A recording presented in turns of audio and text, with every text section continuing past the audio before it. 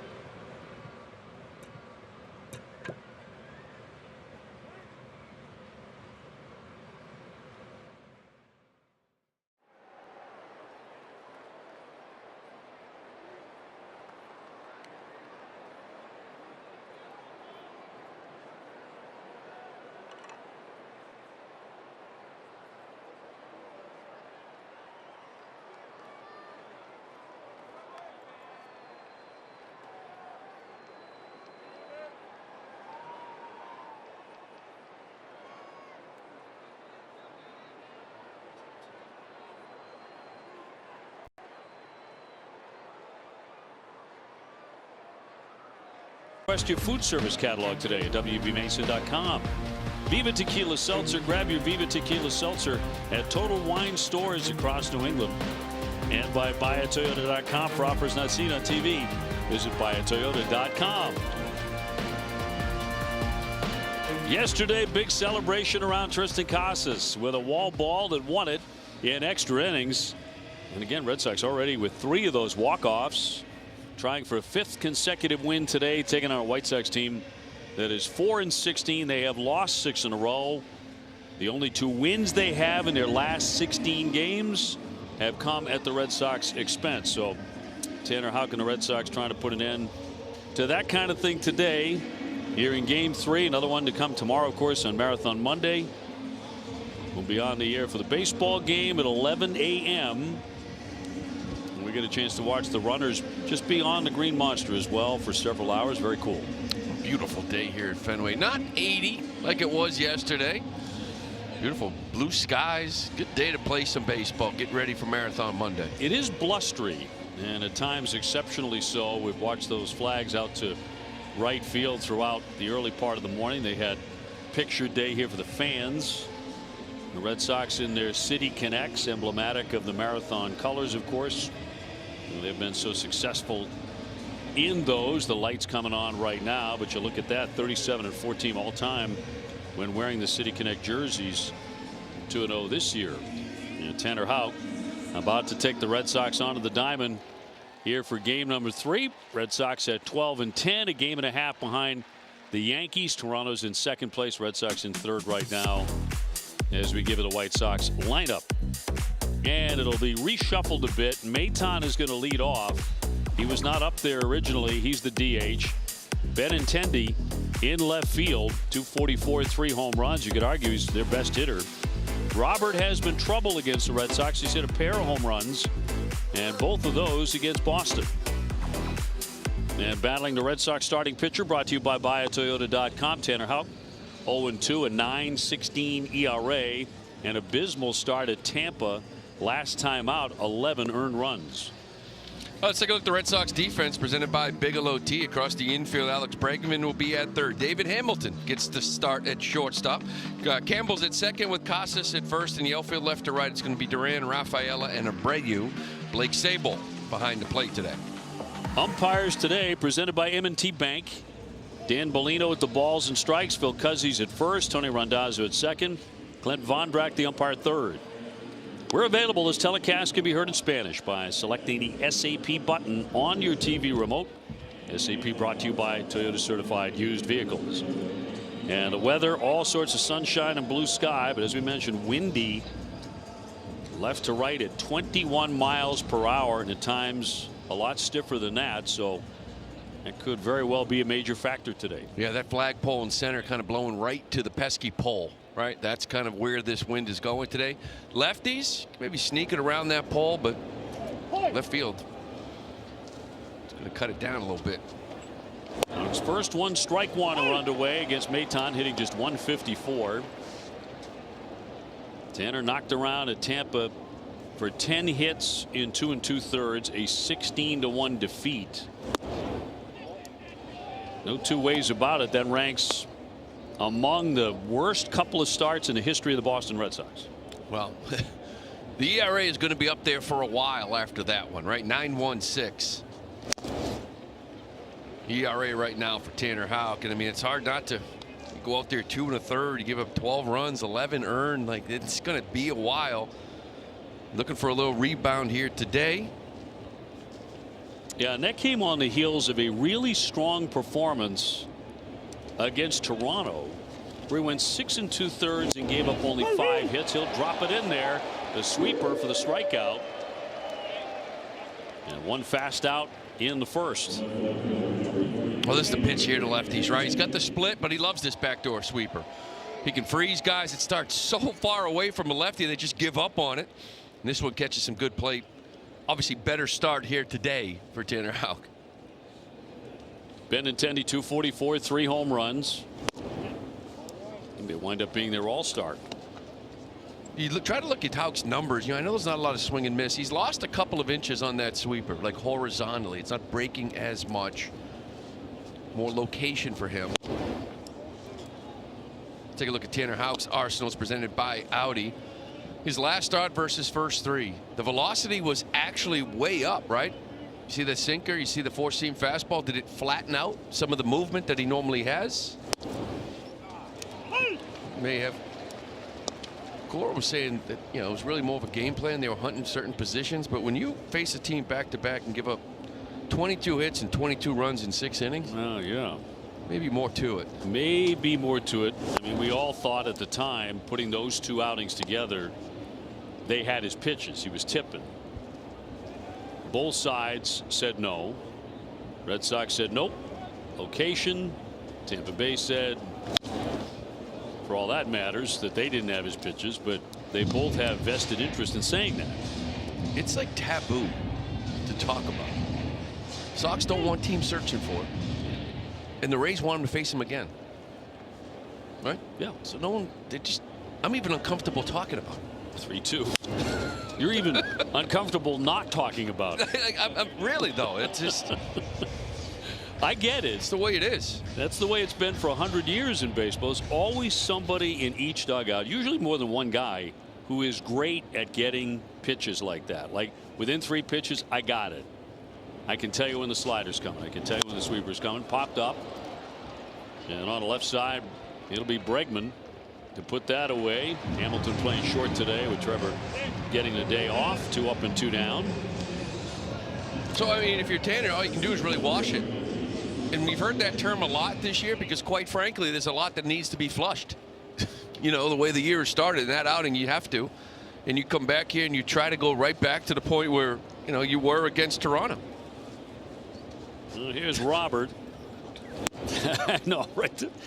I didn't want to go anywhere else with that one. Robert 1 for 10 against Howe. Tanner's problem has been the home run ball as much as anything. He's allowed 5 of them. He was as stingy as anybody in baseball last year with the home run, just 11. Robert with 2, both against Boston. One yesterday, and they've both been damaging. 1 and 2. Well, the sinker's been the odd. Last year he gave up 1 home run in a sinker. 1. Movement down and in, tough to get the ball in the air. He's given up 3 so far this year. Trying to make it a 1-2-3 first. And a 1-2 home.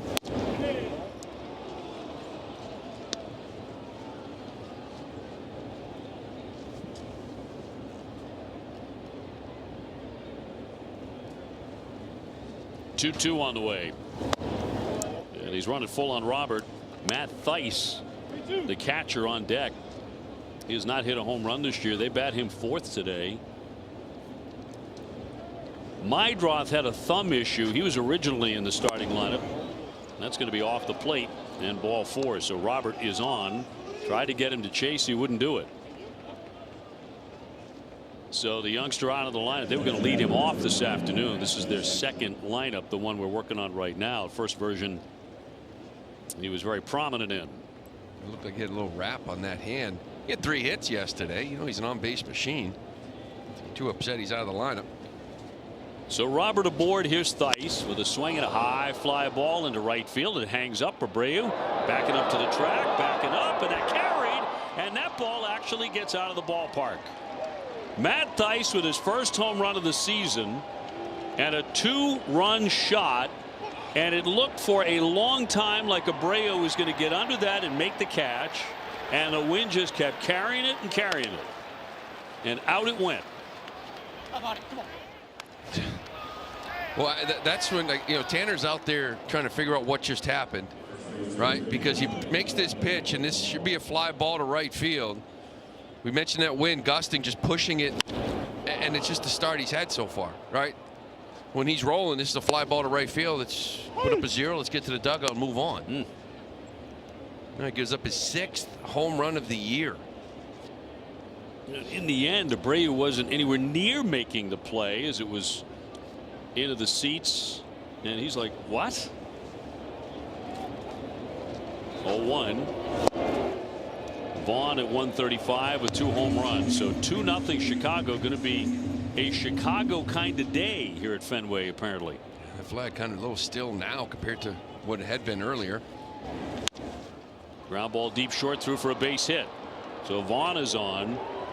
So Tanner Houck struck out the first man, popped up Benintendi, but then he walked Robert. Theis with the wind-driven home run, and now a solid base hit by Vaughn, and he's still not out of the inning. You know, he's a guy that normally in the mound you can't tell if it's a no-hit bid or if he's getting hit around. You saw a little frustration there because, you know, it's a new game, new start. I got an opportunity to kind of put that game behind me and come up and give up a homer and 2 runs in the first. It's frustration. Sosa will foul that one away. 273, 1 home run for the second baseman. Yeah, he almost never gives anything away, Tanner Houck. But he did after the home run. And he fires in a strike. with a 92-mile-an-hour sinker. So 2-0 White Sox.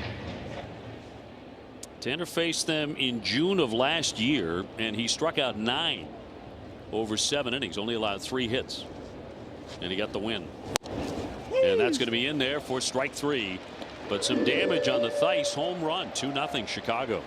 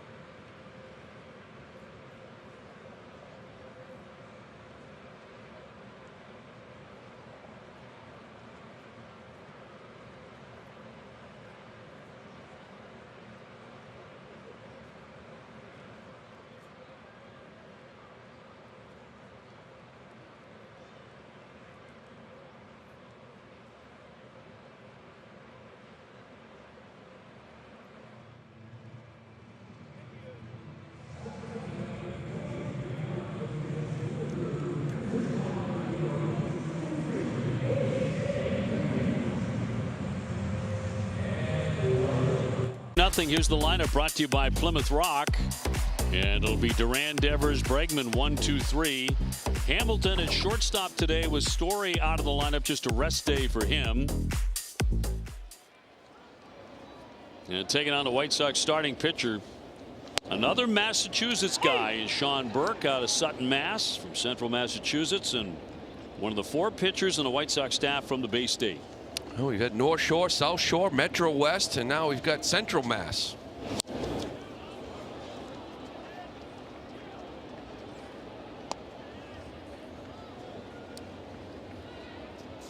Jarren Duran, 233 with a home run.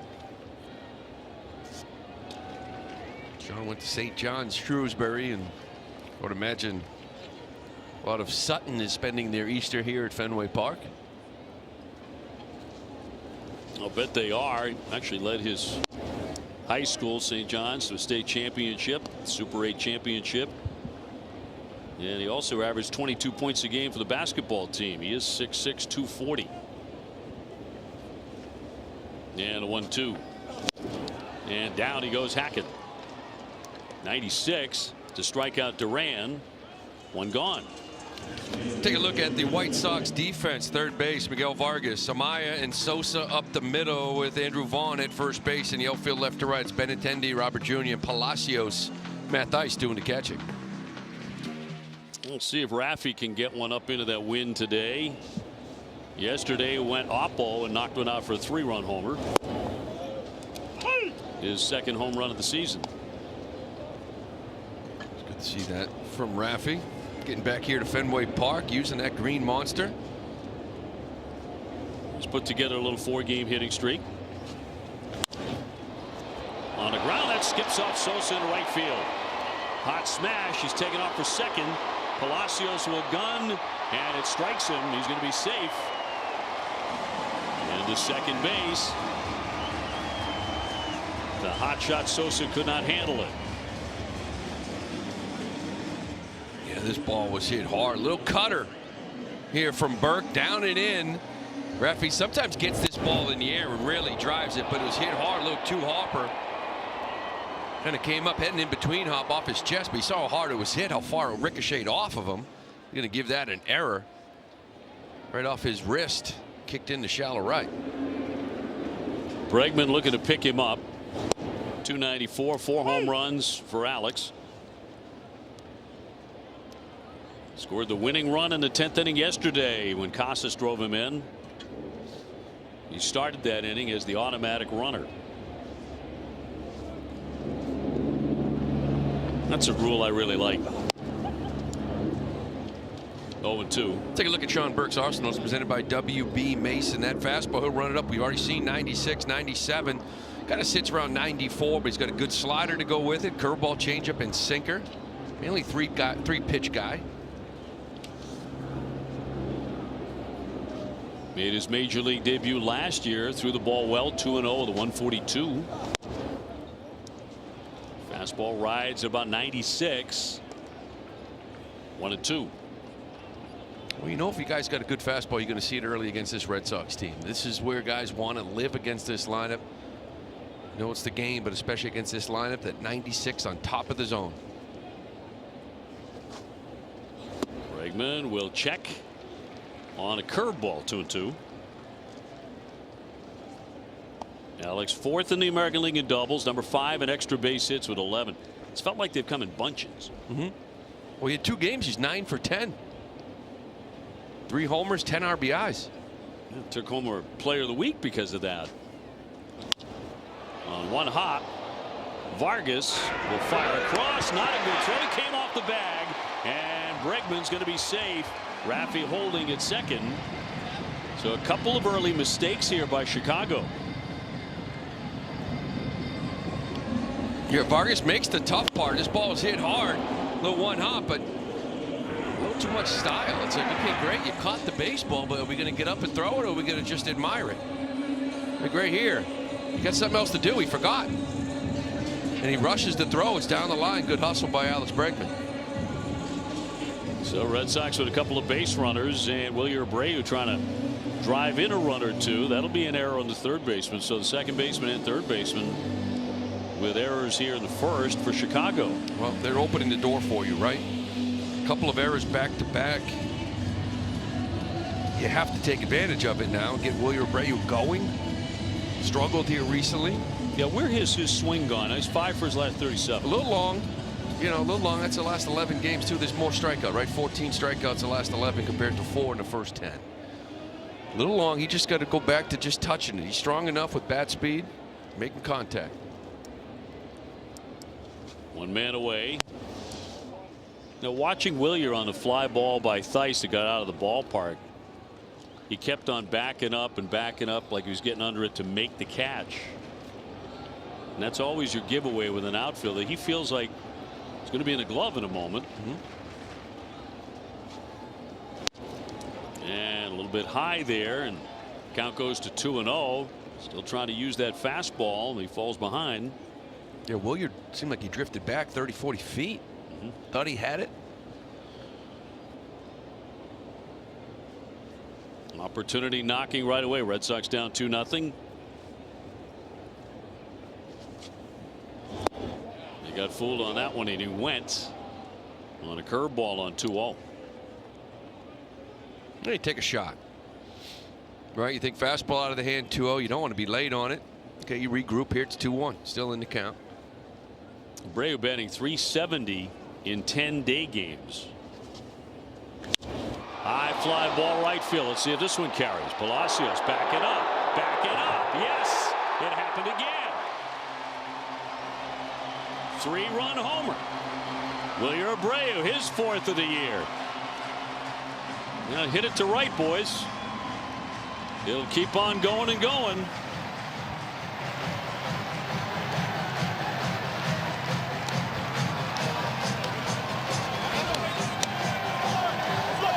In the end, 387.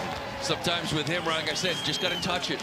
Like elite bat speed, he is strong, but sometimes that swing, he tries to hit the ball 500 feet. Just touch the baseball, you Wilyer Abreu. That's what he does here. 101 off the bat. You get up in that jet stream, and you answer the 2 runs. They gave you 2 errors. It's a gift. You got to take advantage of. Indeed. Smart hitting.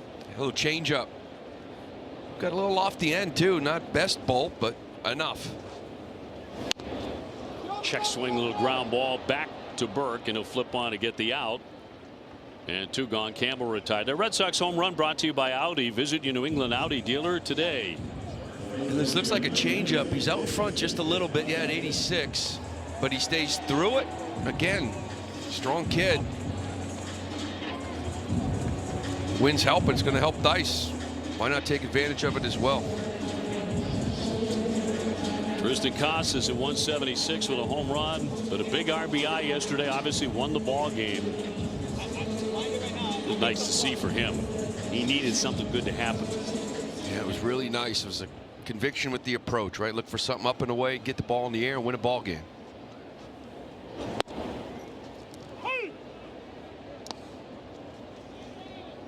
And again, that was off the monster.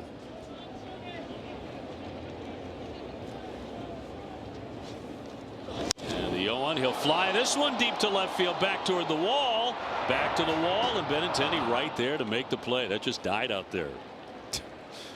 When you're going bad, you hit it into the wind and you catch it right at the edge. Right. 3-2 Red Sox.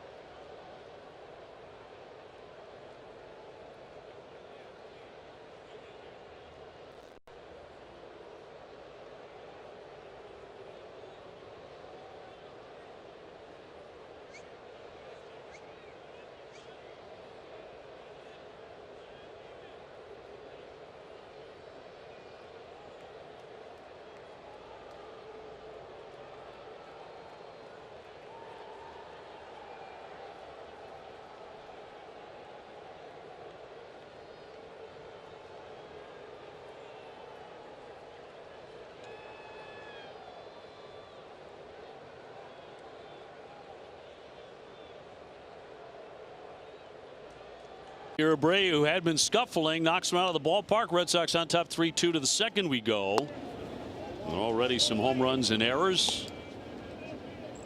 Although Lou is chafing at the idea that there was an error on the second baseman on a ball that was hit ungodly hard by Raffy Devers.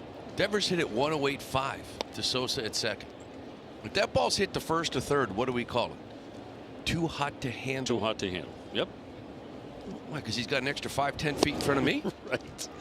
Palacios takes a strike. I never understood that. I've hit balls. This guy hit it 109 at the second baseman off his chest. If he did it to Vaughn at first, they would have given it a hit. Now I'm adding more emphasis, of course, because we've seen ground balls at 113, 114 miles an hour. But this was hit hard, and I see your point. It's almost 109 miles an hour. It's pretty darn hard. It's a knock. And you're ticked off. The 3-1 big swing, and on the follow through he got Sable. 3-2. Someone's got to stand up for the middle infielder. No love.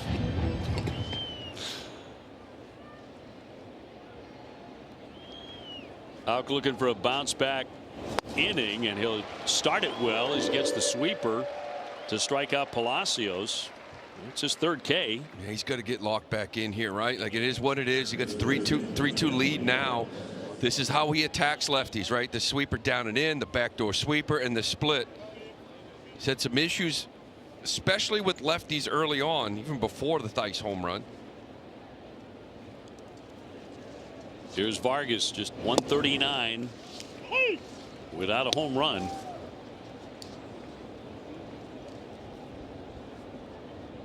Seattle has jumped in front of Toronto 3-0 in the second. They will be here on Tuesday. Guess who else will be here on Tuesday? Brian Bayo. That is going to be fun watch. Core before the game saying he's probably most likely. When he says that, that usually means he is. That's right. There's a good Liam Hendriks going to join. There's a good chance he does. Chance, yeah. That usually means he's coming. As long as you're paying attention, Alex Cora will tell you exactly what you need to know. 1-2. Nudge foul here by Vargas. Amaya on deck. Mitch Tanhout, one thing that really stands out last year in 2024, right? The split was effective. Lefties hit 215 off of him last year, the whole year. This year, coming into this game, it was 436 lefties. Now, I know a lot was skewed out in Tampa Bay, but it was 356 going into that Tampa Bay game. He's got to figure out lefties, that slider split combination in some way. Looking for back-to-back Ks in the inning, but well outside. Tomorrow, of course, is going to be so much fun. Red Sox are always part of it. So many fans come to the game and then, go to the finish line to watch some more of the runners cross. 11:10 a.m. Walker Buehler against Jonathan Cannon tomorrow. And that will be the 6th consecutive game with a different start time. 3-2, rattle along third, and it catches some of the bag. Down the line it goes. And it is going to be touched by a fan. So he'll be sent to second. Vargas winds up at second base.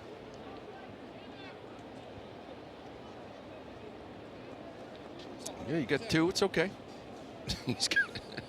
He's sort of looking at it like, am I allowed to have 2? Because I've already got 1. Right. Yeah, Alex would have had a play on this. It would have been one of those jump and throw, maybe. Not sure if he still would have gotten them.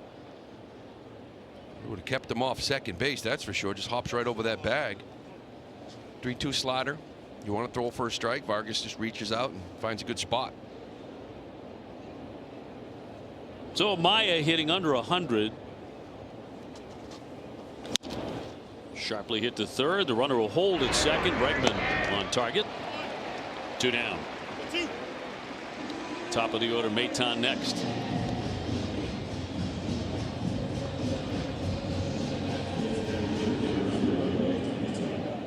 Yankees are playing Tampa Bay. They have a 1-0 lead in the second.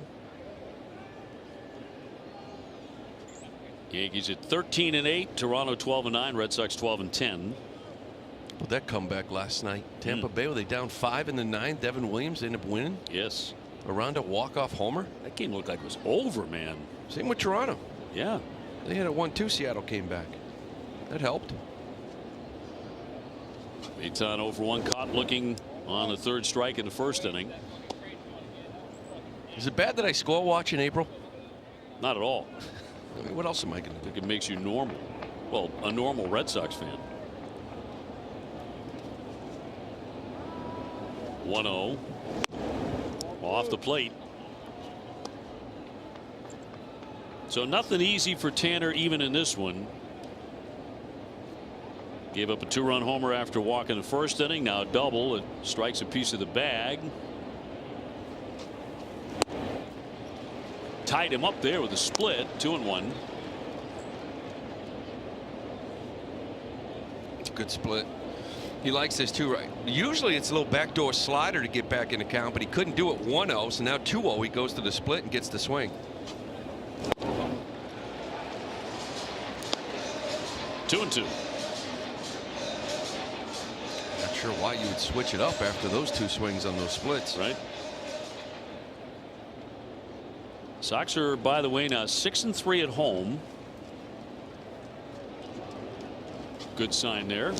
And he got him. He put him away, right back to the split to fan Maton for the second time.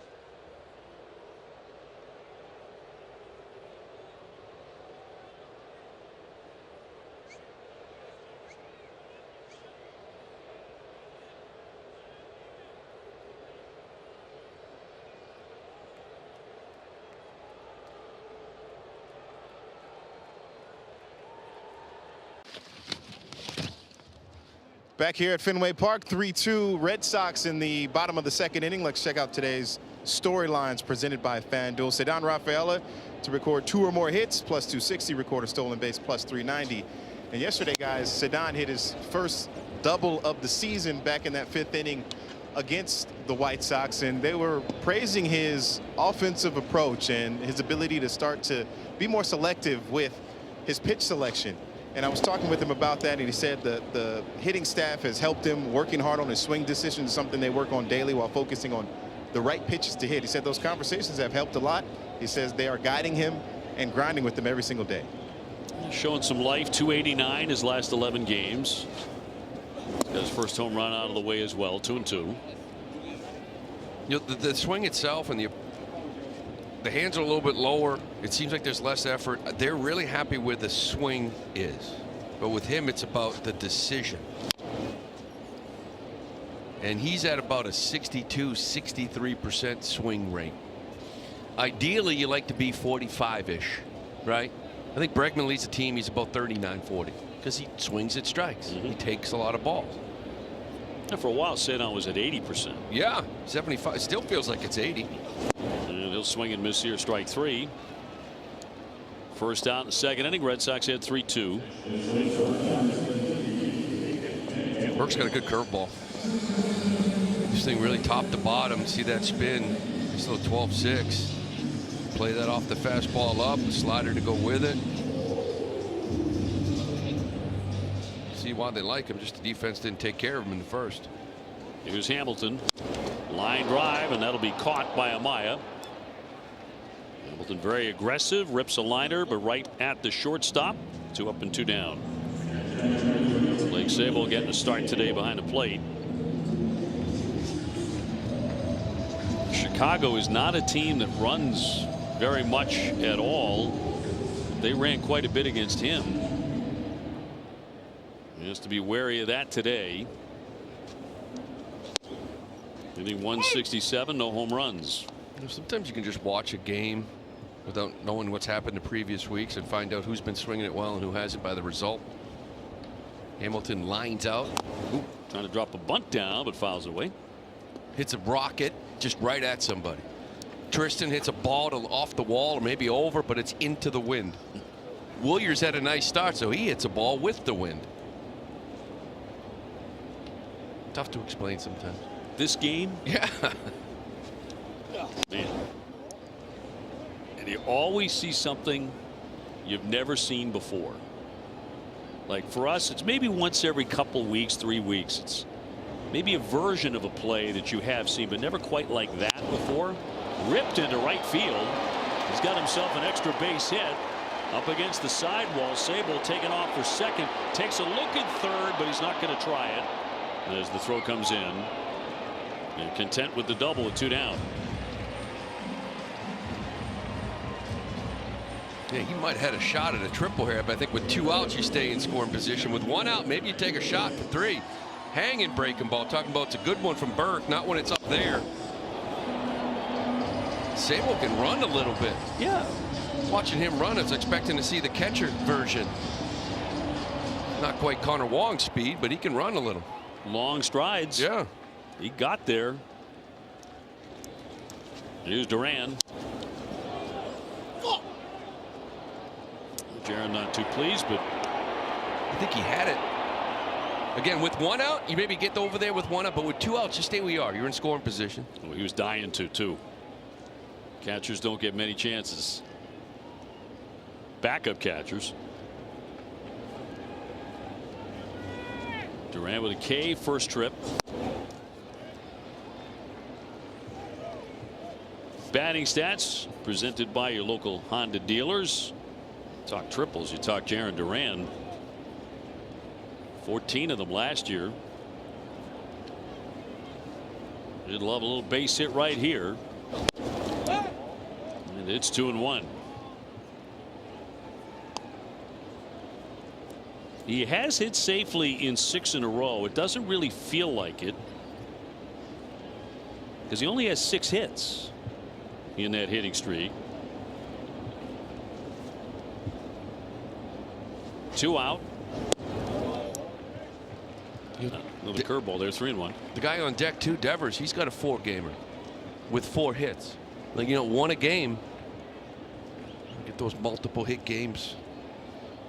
Keep checking in with 1 a game though. A good count. And Burke with a 3-1. And he rips it into right field. Here comes Sable. He will score. Duran will pick up his 11th RBI. Hit that one right on the screws, and the Red Sox lead it 4-2.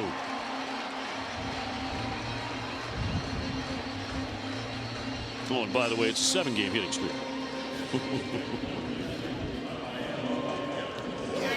Yeah, you know, you headed the count. This looks like a little slider, and it's just really a spinner. And Duran kind of almost gets around it a little bit. Was able to stay through it. Hit that thing hard. You know, the curveball seems like the better breaking ball from Burke. That slider a few times has just spun on him.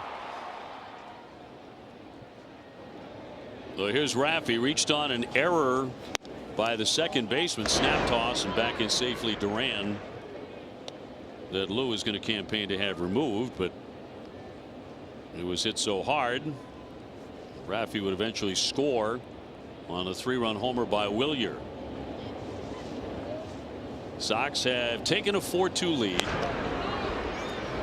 Well, that's one of those Devers would like for it removed. Sure. As would Sosa. Burke doesn't want it though. No. Change some earned runs. You make a great point though. You know, if 2 out of the 3 guys involved, I'd like to see it, you know, changed. Let's go. 2 away. And a right-hander from Sutton, Mass. Throws it up top at 96. Let's go back to that play. So this ball was 108.5 off the bat. Took 1 hop, came up in between, off the wrist, into right field. You saw how far it went. That's how hard it was hit. I want to hit. Well, you've convinced me. 2-0. Raffy has it his way. Bregman on deck. Red Sox with 2 up, but 2 hits in the inning.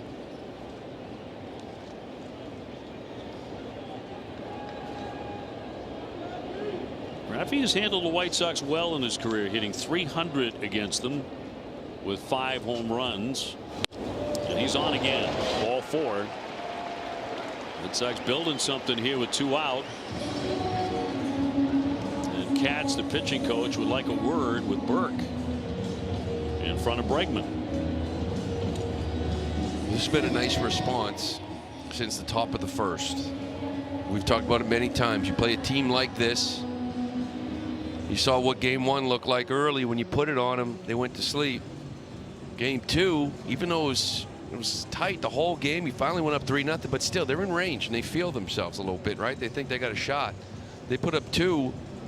You quickly answer with a 3 spot, another one here, right? You need some separation.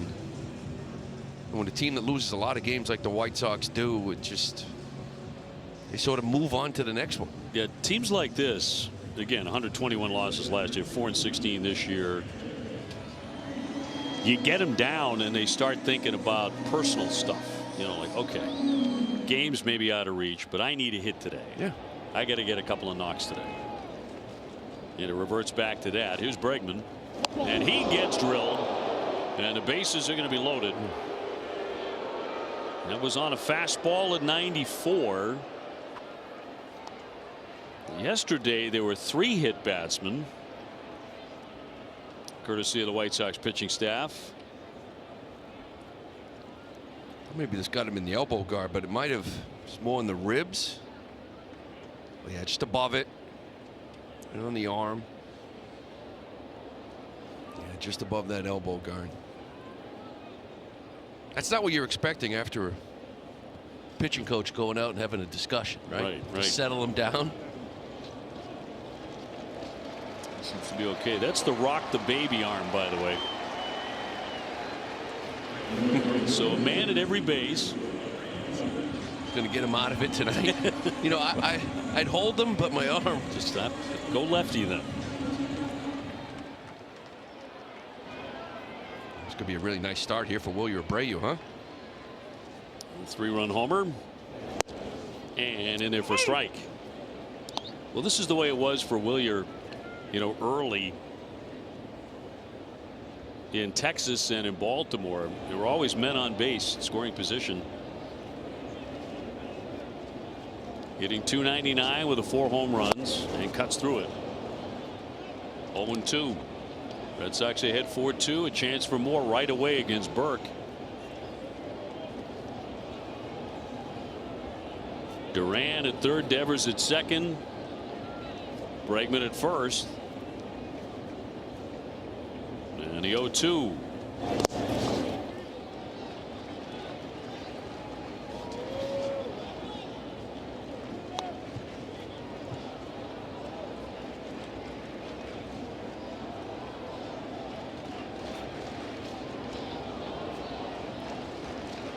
No place to put him, and the 1-2 from the right-hander.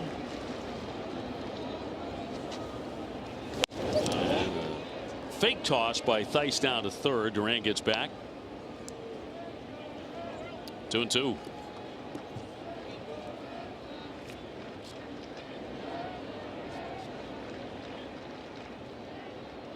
Williams' home run velocity off the bat, it came at 101. More on the end of the bat when he drove it out. Got it up into that wind tunnel.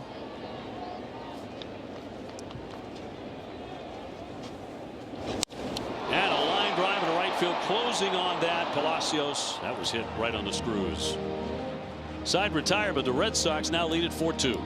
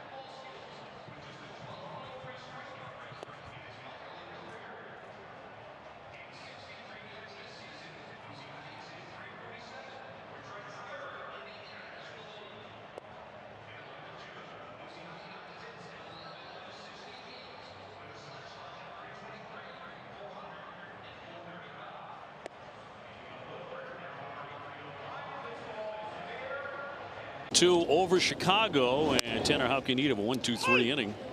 Starts with Benintendi.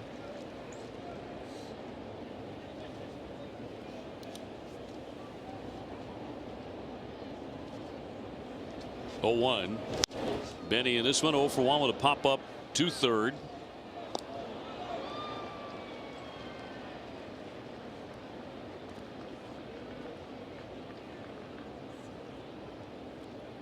Benny with his 3rd homer of the season on Friday. It was also his 500th career RBI. And a career that began right here with the Red Sox. Slaps that one to the left side.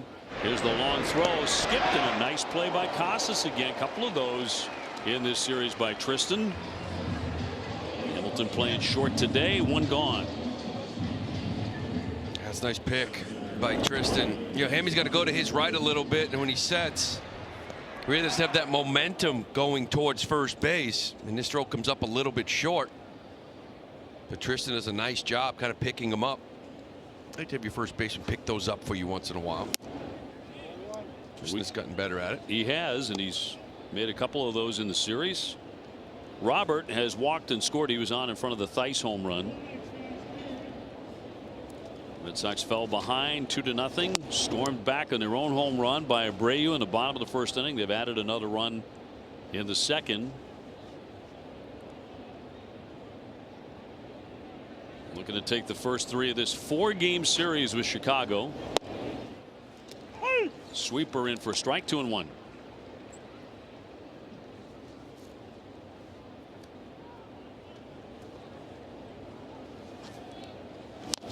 Got jammed there. That splitter in on the knuckles, 2-2. Red Sox have won 5 of their last 6, including 4 straight. After losing 5 of the previous 6, they have been streaky early.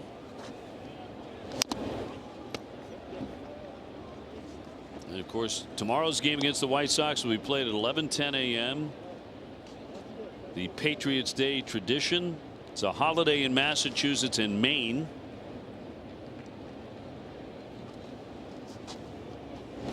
Two fouled off, celebrating the anniversary of Paul Revere's ride in the battles of Lexington and Concord in 1775. Traditionally marked by the running of the Boston Marathon, which goes through nearby Kenmore Square. Nothing like it. Marathon Monday, 2-2.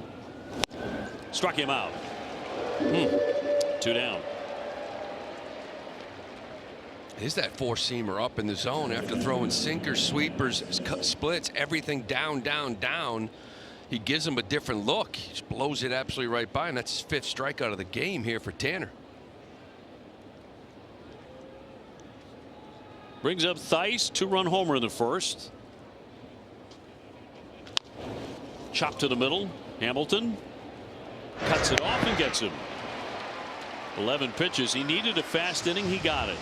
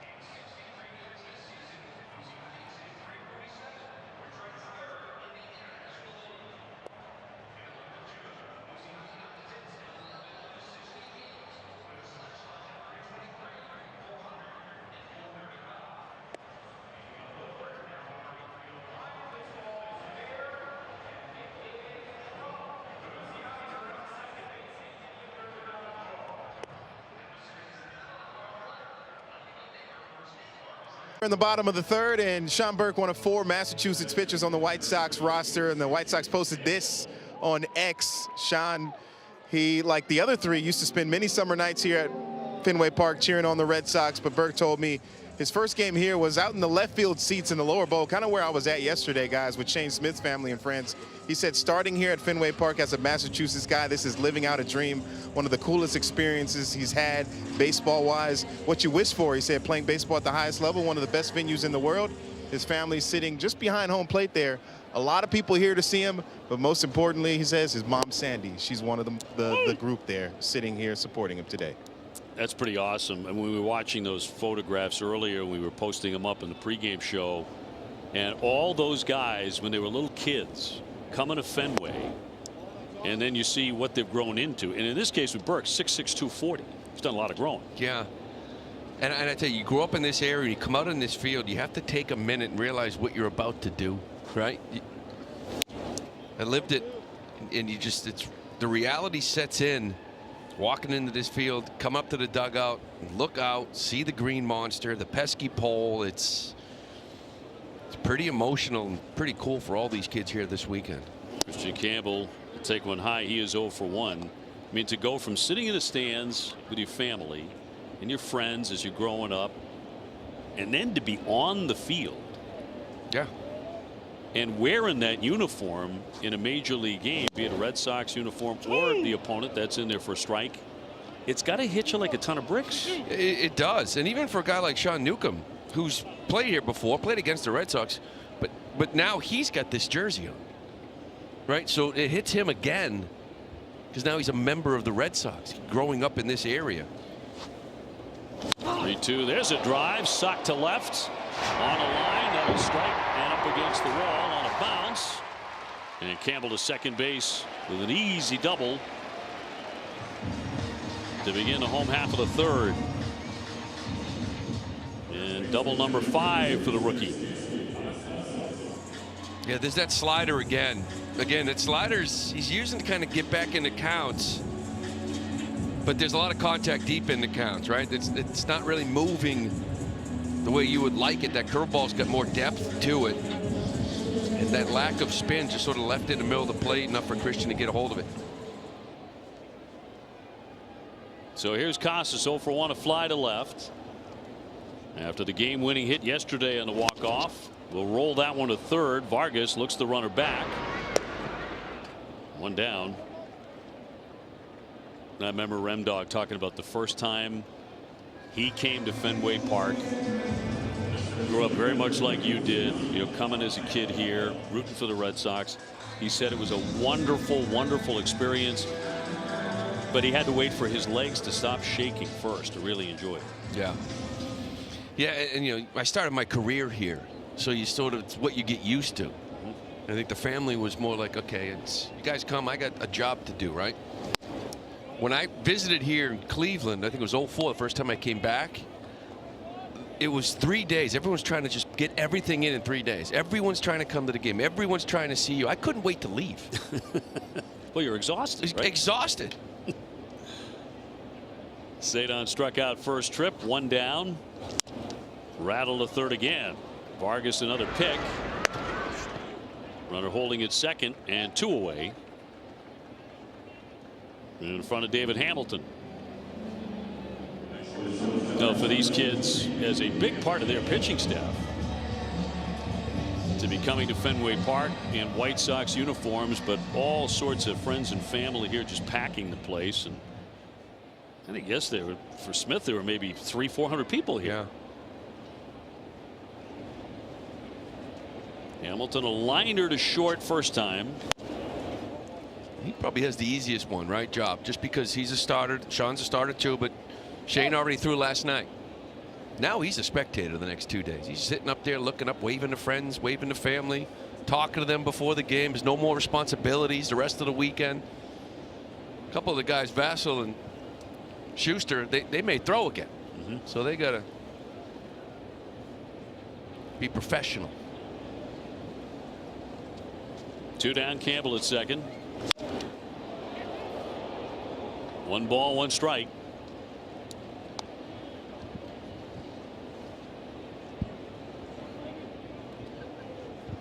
Each side with a home run for the Red Sox. Wilyer Abreu, a 3-run shot first inning.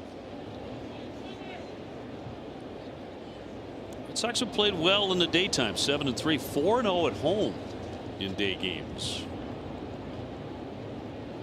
Burks 1-1. And he didn't go, says Vondrak. David off to a tough start here.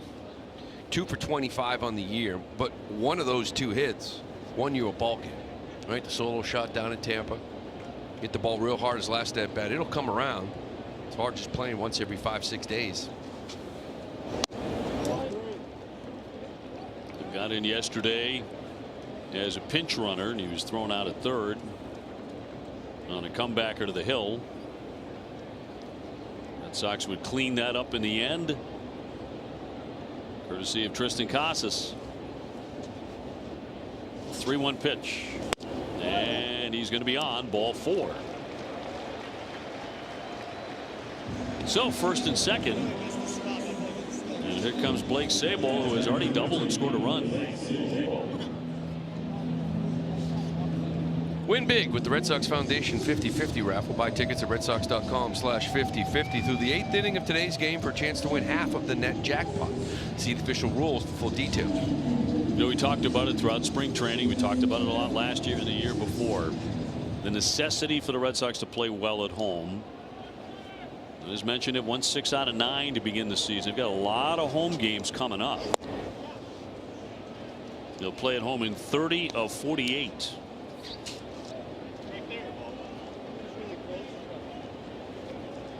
Been a big focus for Alex Cora too.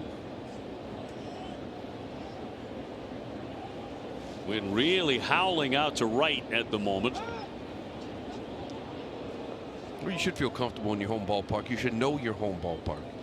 You know, balls off the wall that are hit hard, you should not be the team getting thrown out at second. You should know when you can get doubles, you know, when you can score from first with a ball off the wall. Like, you should be better at all that. 0-2. Their biggest issue has been defense. Last year at home, they couldn't catch the ball at home. He started making some errors in that last homestand here as well. He went 4-3, but they crept into your game again. It did.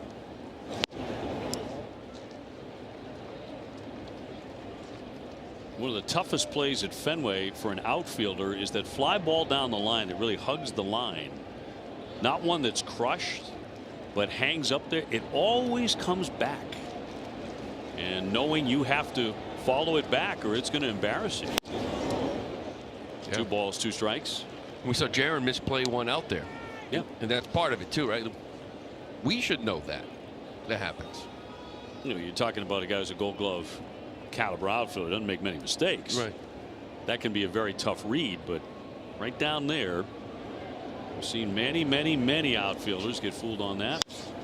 High fly ball, that one into left field. Benintendi will now find it coming in. And he's got it. Red Sox with a threat. They will strand 2.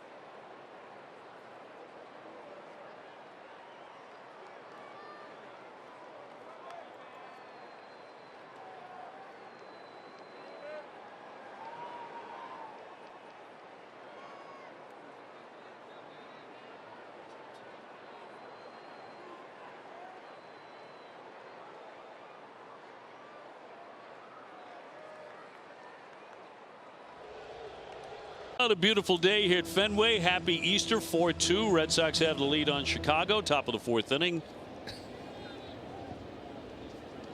Wind gusting out to right field today in a big way, but a beautiful day. And Vaughn with a cut and a miss. He singled his first time up.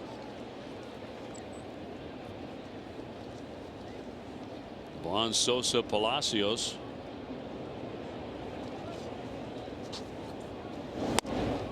Tried to hold up, did he? He did.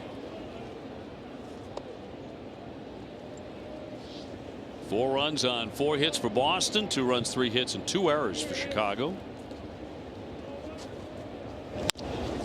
They'll rattle that one to short. Hamilton right on time, 1 away. Again tomorrow, 11:10.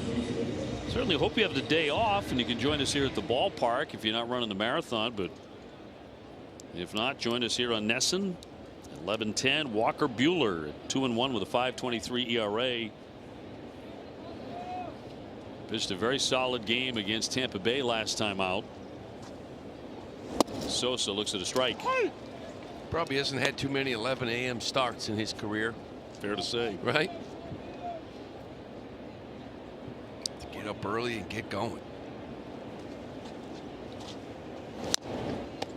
As you mentioned, Trevor Story was given the option to take today off or take tomorrow off. He decided to take today. He wants to play tomorrow. It's a cool game. If you've been around for a while, if you played in them before, they want to give you the day off. Trust me, you take, because I think I played in all of them when I was here because somebody wanted a day off. But it's a great game to be a part of.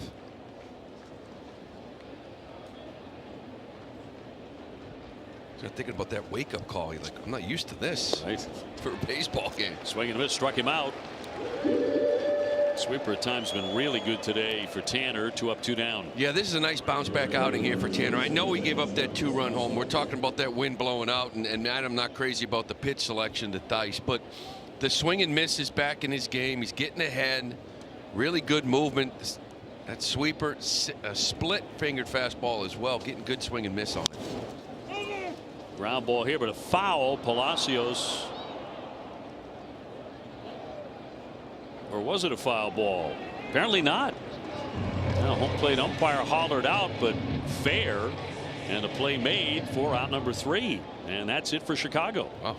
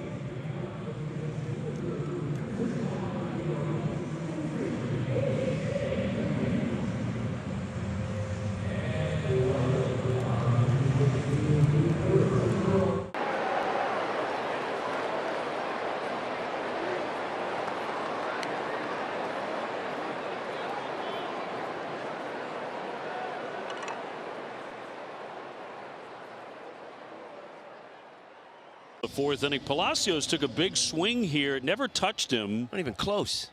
And yet he crumbled after the play. And he was an easy out at first. A little tapper here by Duran. He's going to be out at first. Jarren Duran now 1 for 3. Palacios okay as he goes back out to the outfield, but that was dramatic. It's bad acting. I guess what other shot do you have? Right. Other than maybe try to steal it. Might have been in his mind. One man gone for Rafi Devers, who has reached on an error, and he's also reached on a walk today. And would score a run in that first inning on a 3-run homer by Wilyer Abreu. Red Sox ahead 4-2. Here in the last half of the fourth, Bregman on deck.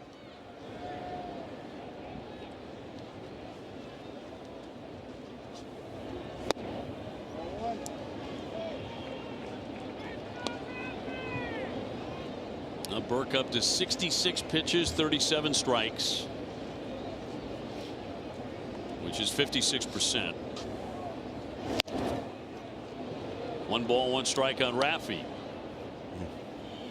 You know, 1-0, 93, outer half, in the zone. The ball should be launched to left, and it is when he's right. Devers playing his 1,000th career game on Wednesday. 31st Red Sox player to do that. 2-2.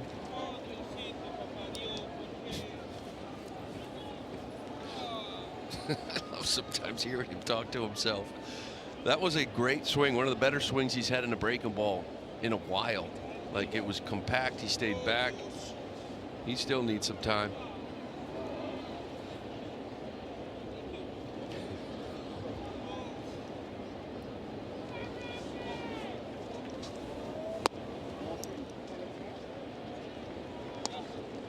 Three and two. Rafi's dad was a Giants fan, big Giants fan, big Red Sox fan, I should say, growing up in the Dominican Republic. Big Poppy fan.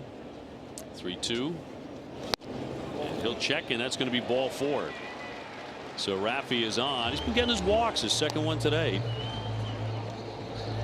He is still doing that, but he is still upset at missing that curveball. But he has. He's not right. He'll get right, and he's getting closer. If he continues to draw walks like this, he becomes a very dangerous hitter and tough to attack if you're a pitcher. Bregman's reached on an error and been drilled by a pitch.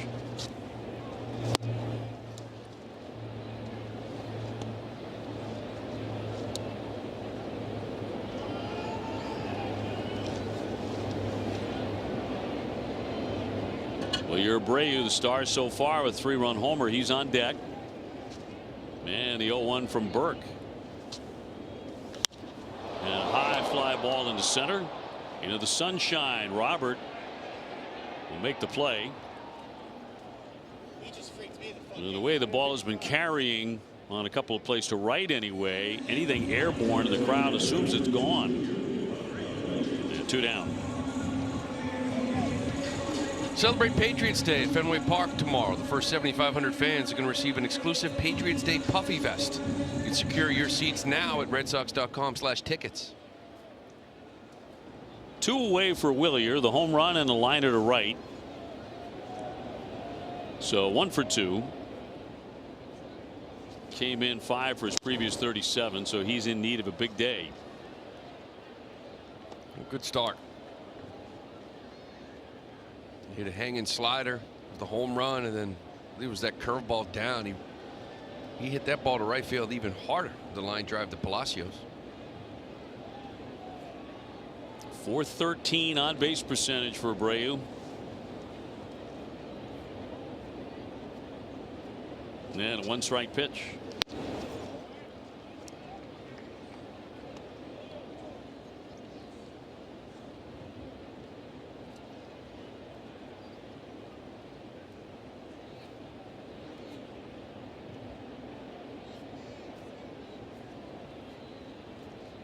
Devers on with 2 down. Got a piece of it. Back to his home run swing. It's a big one in the first, kind of to answer the 2 runs the White Sox put up. So it was a changeup down and away that he stayed on and through. I mentioned that wind at the time was really gusting out to right field a little bit, helped it a little. He'll take it. 2 down and a 1-2 from the righty.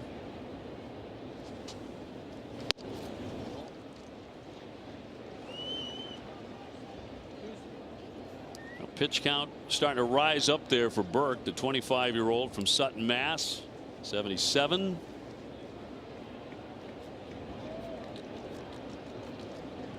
He's walked a couple. His defense hasn't helped him. They certainly didn't in the first inning.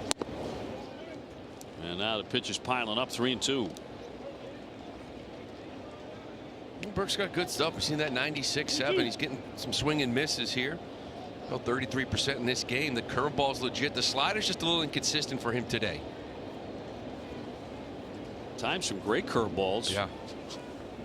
Runner goes, and that's going to be in there. On the slider, struck him out. Well, you're not happy at all. Rung up by Dan Bellino for out number 3.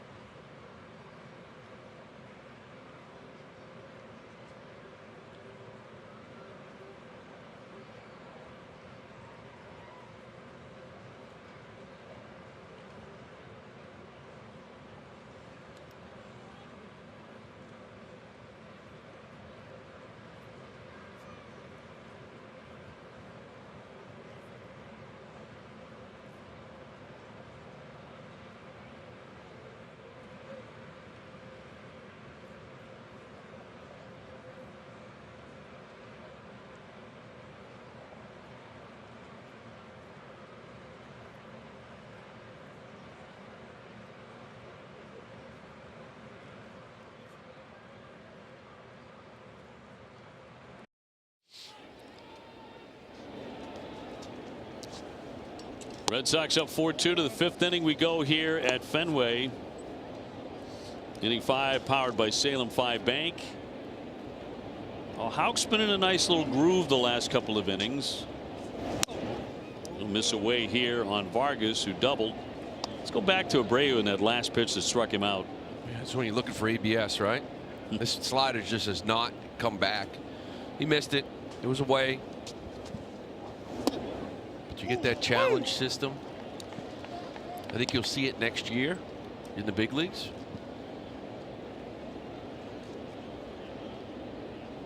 Each team will have a couple. We saw it in spring training in some ballparks. Flied into right. Abreu there. And that's 9 in a row set down by Tanner. It's the first out here in the 5th. Yeah, I think it was successful enough and enough people liked it when it was used at certain parks in spring training. Yeah. I'm not talking about the computer system the whole game. I don't think you want that, but challenge a couple pitches. If you get it right, you keep your challenge. So Maya looking at a strike with that sweeper. I thought it was quick. You know, they put it up on the scoreboard so the fans could see it and react. I thought it was a good experience.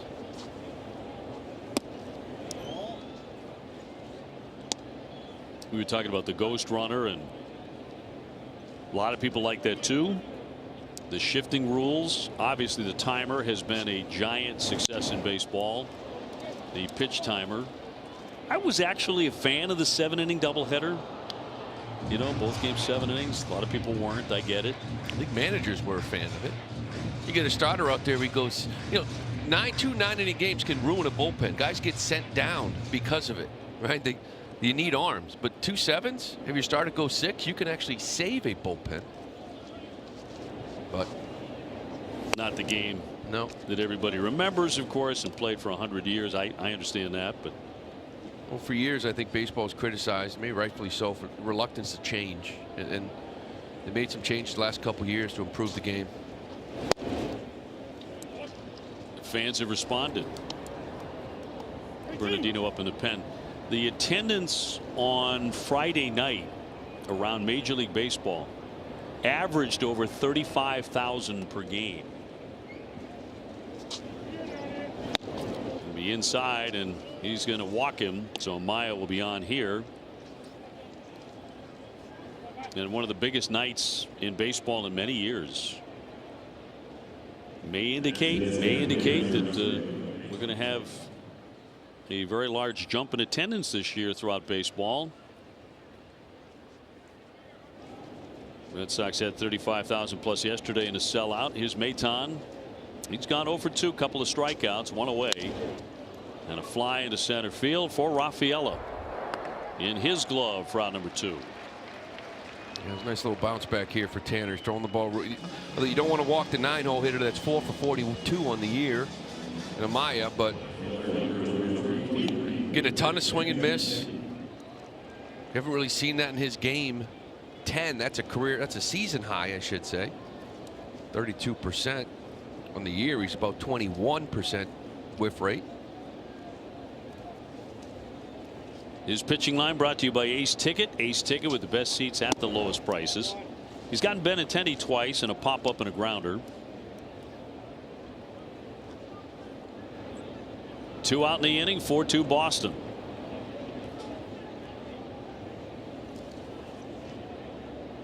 Got a base runner and Amaya. He's holding.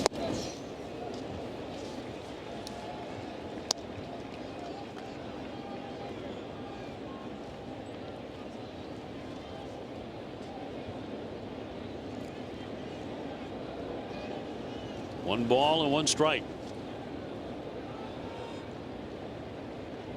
And he does get back in.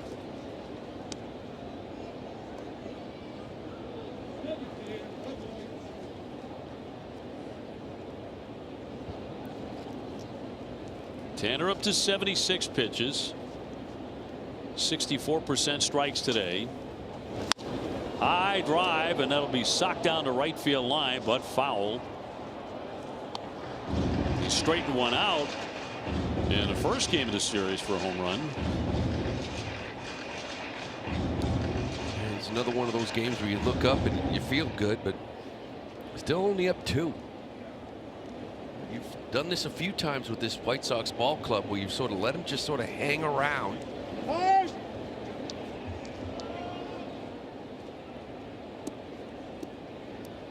1 and 2 on the former Red Sox outfielder.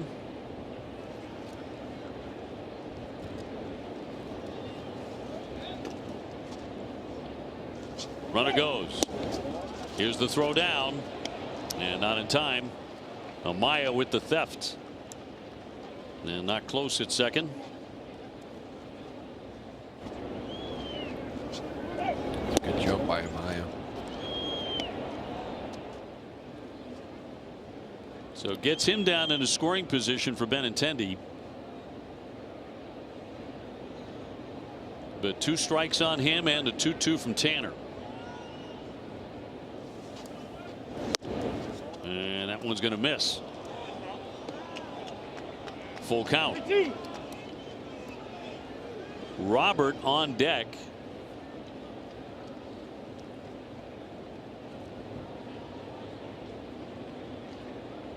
Houck with a couple of walks so far on the day. 3-2 and a high fly down into that corner.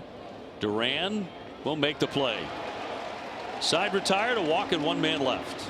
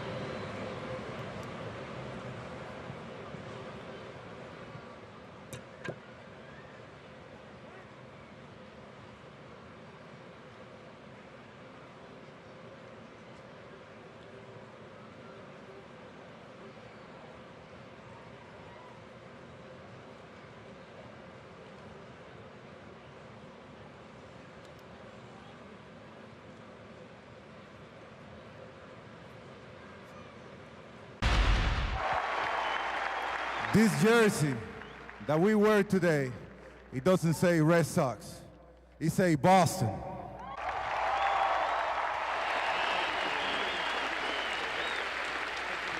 This is our city. And nobody gonna dictate our freedom. Stay strong. Thank you. The unforgettable Big Papi in 2013 after the marathon bombing here at Fenway Park. Still gives you chills. And Red Sox are going to wear those same jerseys tomorrow. Yeah. Always a good day. Papi said that. Pretty sure everybody just sort of looked at each other going, did he just? Did he just? Yeah. And as Campbell takes a strike, yeah, he did. And then I remember somebody called the commissioner of the Federal Communications Commission and said, can he do that? And she said, yes, he can. He's David Ortiz. Line drive to left field. That's going to get down. Benintendi out of the warning track. Big turn by Campbell. And back to first base. His second hit. And another one right on the button. He's 2 for 3. You know, yesterday they fed Campbell a lot of breaking balls, whereas Tampa was more fastballs. He's come out here today, and that was a curveball. We talked about it's a good one from Burke, but he stays on it. And he's hit a couple breaking balls now real hard. Talk about the adjustments that the league makes against him. It's now his turn. And he's come out today, recognized how a team pitches him, and has hit a couple breaking balls hard. Tristan Casas 0 for 2. Fly to left and grounded out to third. Tried to destroy that one. 0-1. 4 runs on 5 hits for the Red Sox. 2 runs on 3 hits, 2 errors for Chicago.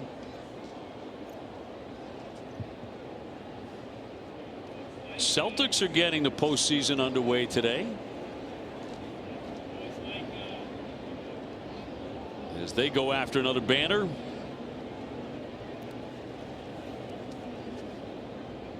Wishing them nothing but success, and that one will miss downstairs. 1-1 on Tristan. Kind of hoping that the first round's a little warm-up, right? Stay healthy. Team's loaded. Another parade on the way. Here comes the 1-1. He foul tipped it on the fastball. 1-2. Talk about signs of Casas yesterday. Good sign taking that changeup the other way, and really the first at bat was very similar. He just caught a day where the wind is actually blowing in from left. That probably is another wall ball feeling. Continue to feel good about yourself. Instead, you're sitting here 0 for 2. But we've seen signs the last 3 or 4 games. I'm sure he's going to want to start seeing some results. He's got to start doing it against the starters, because he's been really good against relievers, hitting .333, but he's 2 for 38 coming into today against starting pitching. 2 for 40. Crazy.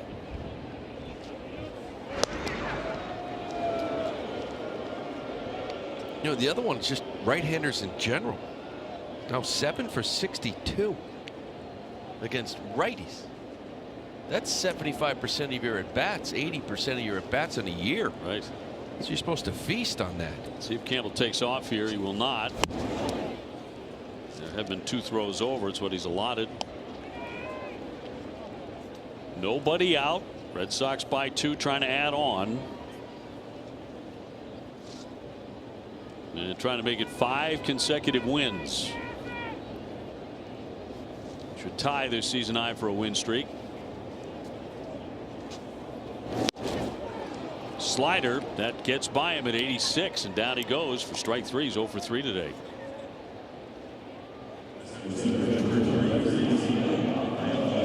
Casas 2 strikes kind of spreads out, but this is just kind of middle. Good pitch to hit. He's just underneath it.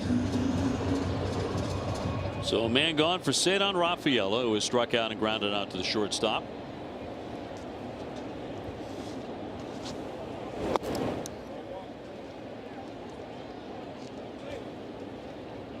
Cedar with his first home run of the season on Friday.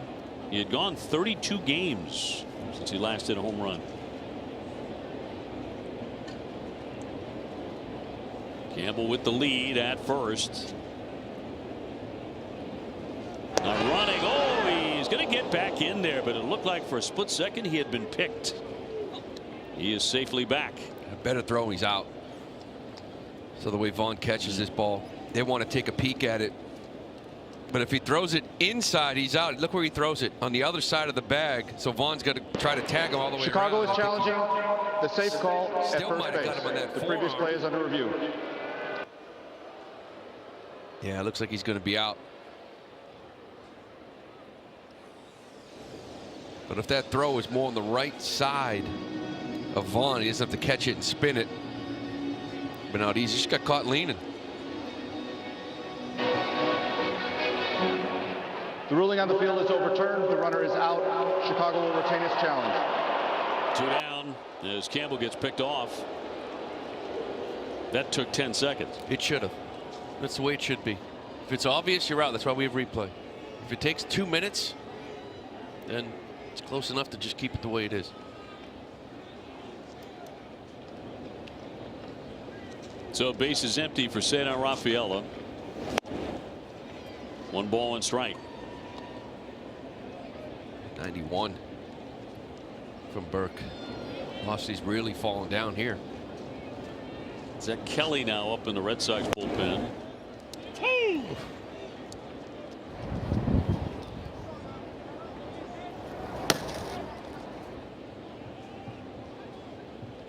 Wind again, gusting to right, and a 1-2. Those pitch count 92, 52 for strikes. Sox with 3 runs in the first inning and a home run by Abreu. Jaron Duran driving in another run in the second with a base hit to score Sable, who had doubled. Got a piece of it and foul ball.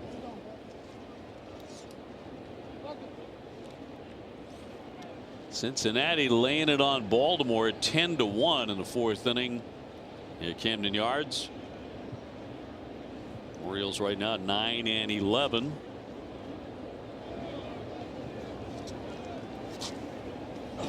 Two and struck him out to retire the side.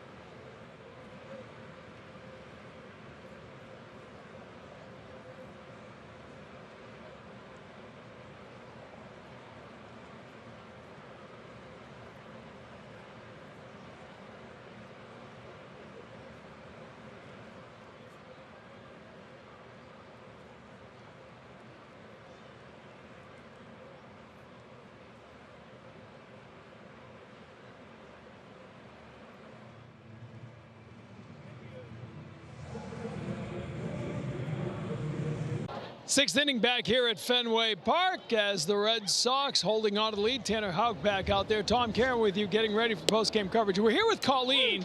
You got to come to the ballpark prepared, and Colleen came with a whole bunch of bunny ears. Yes, of course. I had to be prepared. We have the Red Sox ears. That's just how we do it. They're Red Sox ribbon, and you had 10 people here, right? So we're with the kids, the whole couple of families. We're all here to celebrate. But how many ears did you bring? At least 17. So you just brought some random bunny ears to just give to people. In case anyone spread the love, you know? All right, I guess we have to do it, guys. You have to wear the bunny ears.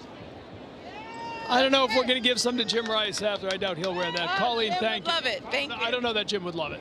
Guys, back to you. He might. TC, thank you very much. In the spirit. Happy Easter to all celebrating. Red Sox a 4-2 lead. Some would say Buona Pasqua. There you go. There you go. Did you get to church today? No. Mom's not happy with me again. Oh, boy. Man. Thought you dug yourself out of one the other day, but I missed the Easter egg hunt, though, in the morning, neighborhood one. oh, that is a shame. 2-2 to Robert, and he'll take a seat. Down he goes on the sinker, caught looking. Tanner, after giving up the home run in the first inning, has shut him down. Yeah, this is a good location, right on that corner. Very nice. He's kind of had Robert's number. Now 1 for 12 off of him. Just doesn't see Tanner well. There's Theis, who hit the home run in the first inning. We mentioned this last inning that MLB announced on Saturday the league's average attendance across its 14 games on Friday reached 35,284. That was the highest for a Friday in April with no openers since 2008.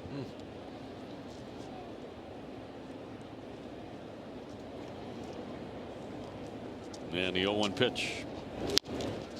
Little ground ball in front of home plate. That is going to be ruled fair. He's just going to tag him out. Sable touching Theis, and 2 down. I've seen a few of those. Right in this series. I think we had a couple of them in the first game. This thing hits kind of behind home plate, but pops forward. Sable does a nice job getting out in front of it. Theis kind of can't believe it, and it's going back to the dugout. Take that. Sable was like, why throw it? Just tag him. Oh, yeah. So 2 away. Brings up Vaughn, who has singled and grounded out.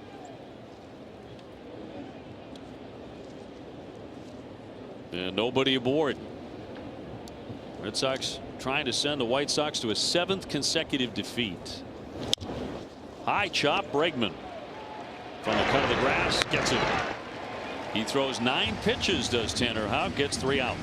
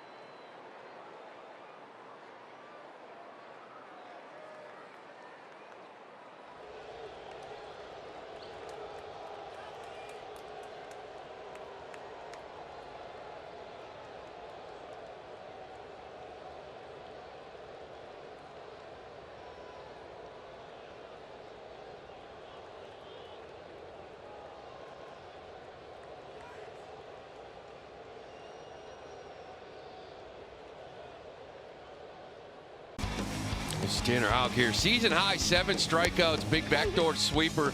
Really nice bounce back win. See that sinker down the way. It's a sweeper down and in. Again, you're going to see a nice little split finger here from him as well. Go four-seamer top of the zone to Robert. The sweeper, a lot of swing and miss here in his game. It freezes him with a four-seamer away. You got Robert twice with that pitch.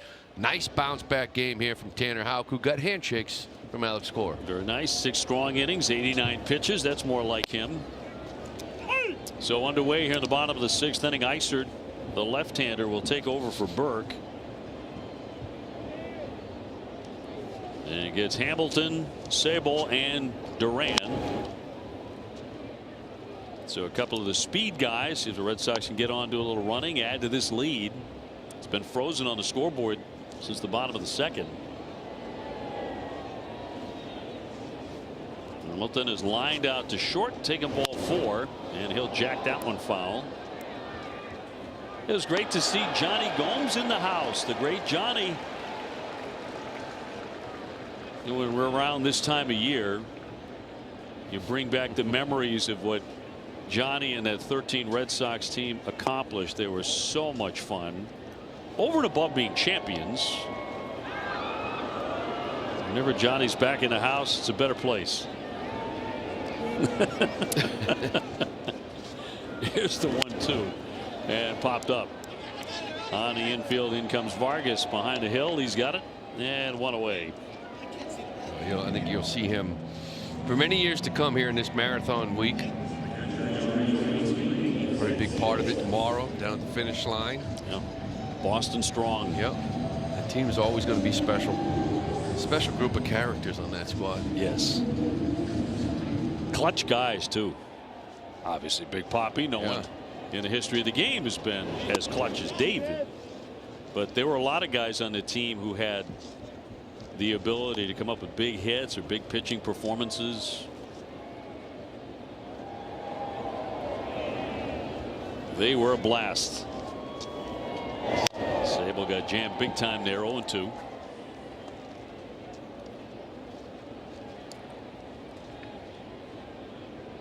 The one that doesn't get as much attention as the others is the 07 Red Sox World Championship team. Why do you think that is? Swing and a miss, and Sable retired on a slider, and 2 out. Well, I think the 04 one is always going to be special, you know. And then you think about the marathon in 2013,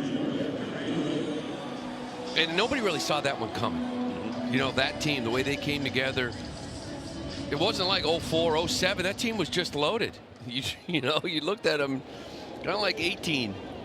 Yeah, the 18 team won 108 games. Yeah. 119 total when it was all said and done.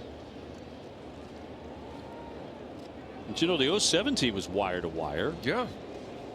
They were just methodical and really good. Lined by Duran into left field. Benintendi with the catch, and the Red Sox go 1-2-3.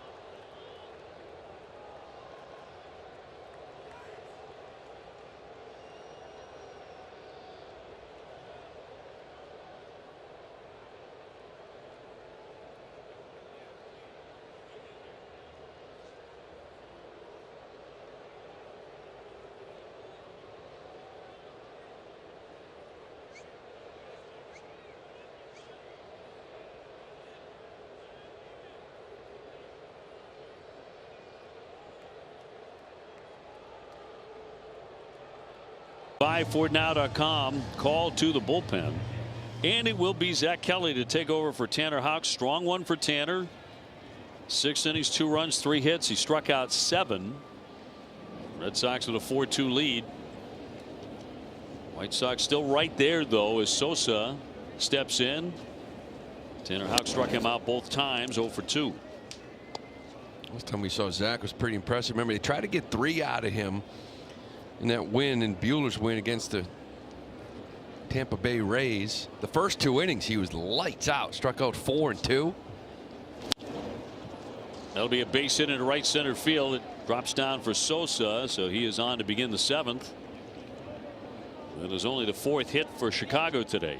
Yeah, he's attacking hitters, and that 3rd inning he came out, I think got a little tired trying to get 3 out of him, gave up a couple runs. But when he is attacking strikes, that fastball at 96, changeup, sweeper, cutter, lethal combination, but you got to get ahead. Palacios 0 for 2.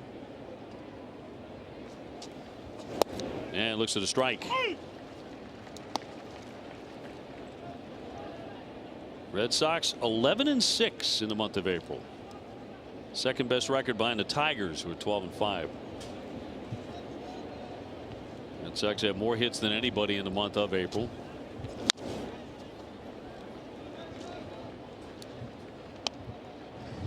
And they're number 2 in runs. You wouldn't think it, right? I know that maybe that Cardinal series skewed some things, but you had a week where you were scoring 1 or 2 runs a game. Yeah, I think that Cardinal series, huge chunk of that. That is going to get him a hit by pitch. Palacios gets struck by the sweeper. And that'll put runners at first and second. It's kind of the way this season series against Chicago has gone, right? Yeah. Yeah, I mean, you got Palacios comes into this, he's hitting 125. 2 for 16. And you have him 0-2. The hit is what it is, right? Sosa, one of the guys in this lineup that's actually swinging the bat well. He hit 273 coming in. Has a decent average. Wilson up in the Sox pen. With Palacios, so you don't want to lose him 0-2. Miguel Vargas has a double. He's also flied out to right. Nobody out. Red Sox have never really had the opportunity, not very often anyway, to feel comfortable against the White Sox this season.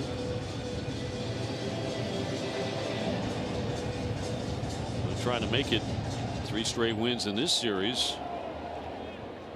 Work to be done though. First and second, nobody out.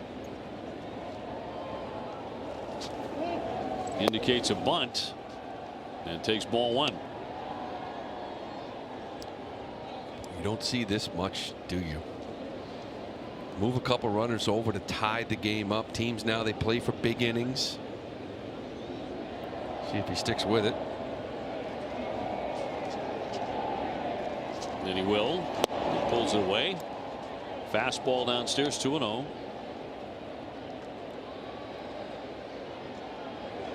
Will Venable, the skipper,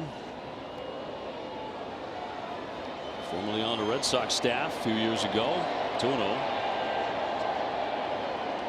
Red Sox looking for the bunt and fouled away.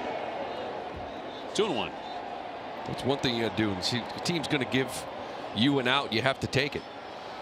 He fell behind 2-0. Let's let him put the bunt down, take the out, and go get the next hitter.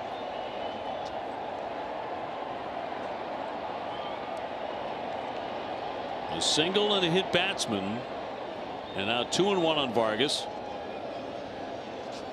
And that one spins him around and drills him. And that's going to load up the bases here for Chicago. And Vargas in some pain behind home plate, down on his knees.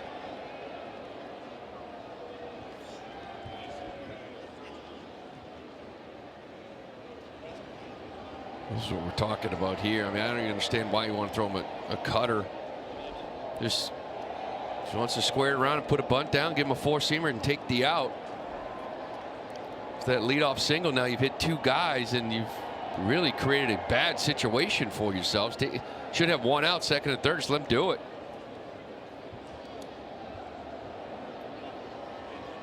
The trainer attending to Vargas.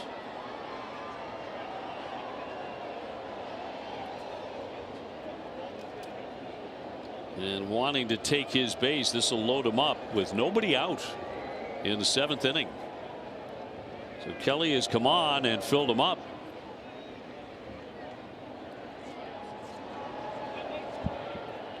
You got Wilson down there in that bullpen. You're thinking maybe for that top. A couple of lefties on top of the order. Going to pinch hit here anyway. That'll be Baldwin. What a walk-off hit against the Red Sox in Chicago. Let's do it. And here comes the manager. Baldwin's a switch hitter, so he's going to just slide over.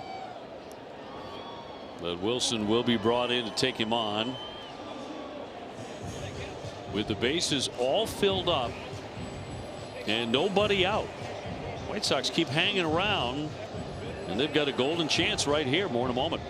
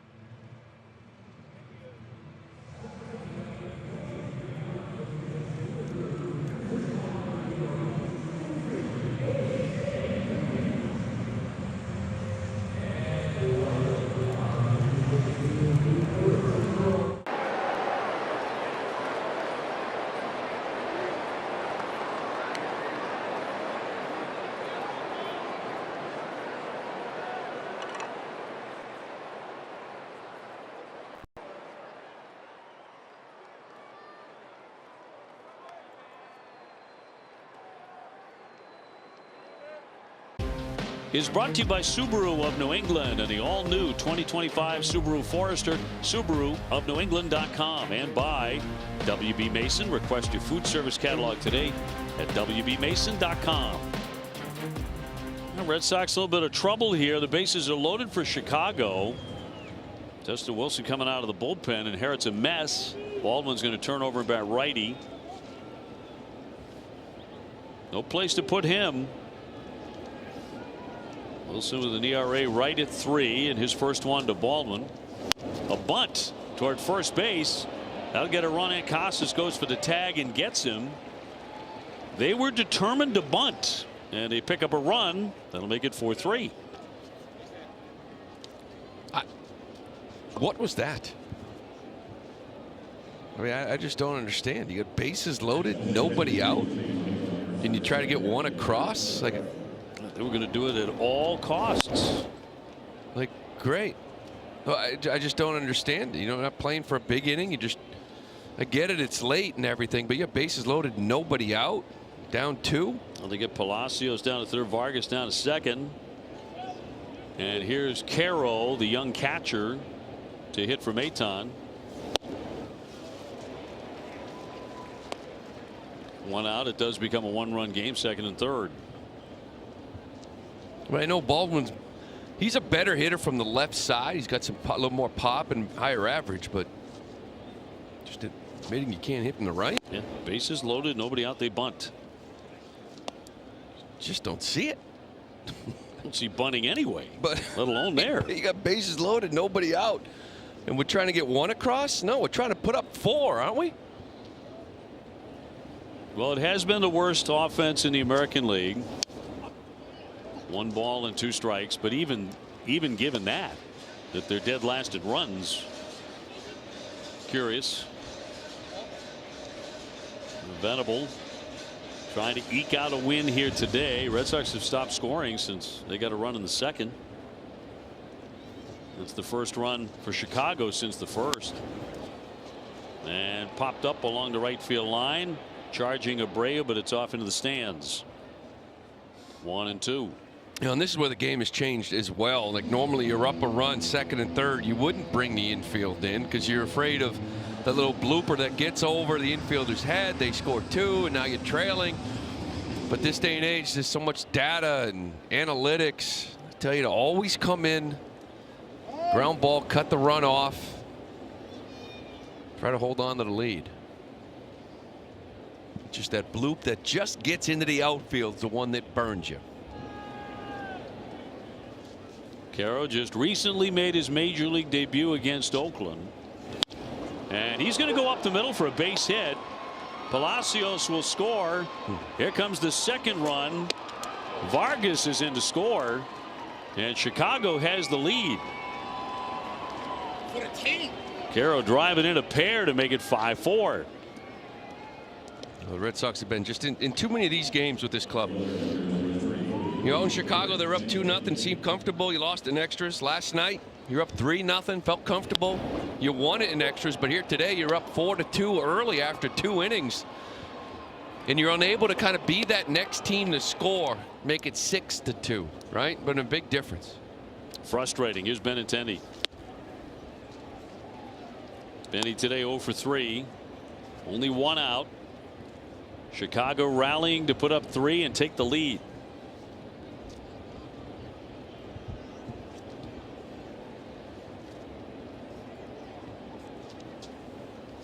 And the 0-1 boxed around by Sable. Runner's going to take off. Here's the throw down. The tag is in time to get Caro.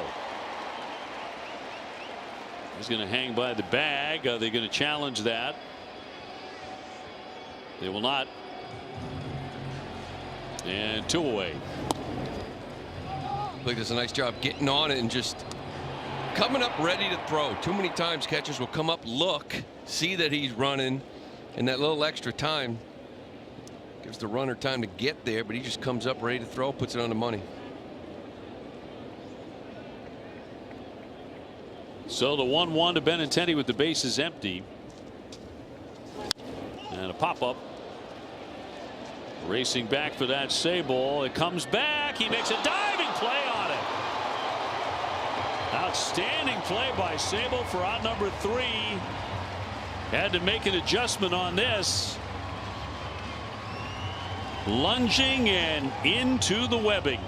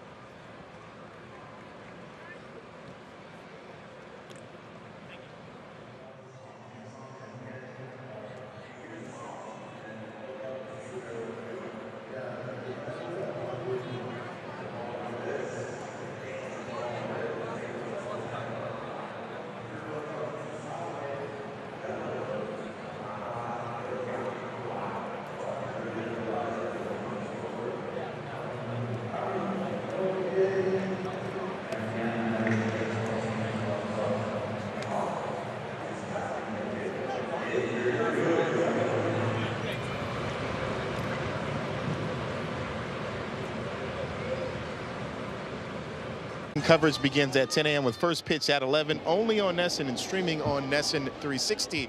And if you tune in at 11 a.m., you'll see Walker Buehler making the start. I asked him, when's the last time you had an 11 a.m. first pitch? He said, not since AA. He said that he'd have to prepare to be at his peak when it comes time to pitch that morning, to try and get some sleep that night. He's got a long start day routine, guys. He says he'll try and get some stuff done early in the morning, be as efficient as possible with that, but said it's a special day for the city, something he's looking forward to being a part of, because it's one of those things that's just for this area and something that the entire team is excited about. Walker going in 2-1 as Raffy tried to check and did. He's up against Jonathan Cannon, a right-hander who's 0-2.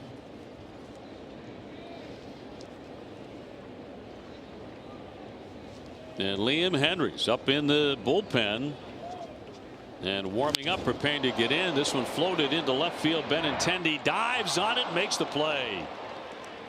We've seen that before. Raffy denied a hit, and one away into Boston's 7th. Just off the end of the bat. Benintendi stayed up there long enough for him to make a beautiful catch. See that head staying still the whole time. So one away, Bregman. Baldwin taking over at short after a 3-run top of the 7th.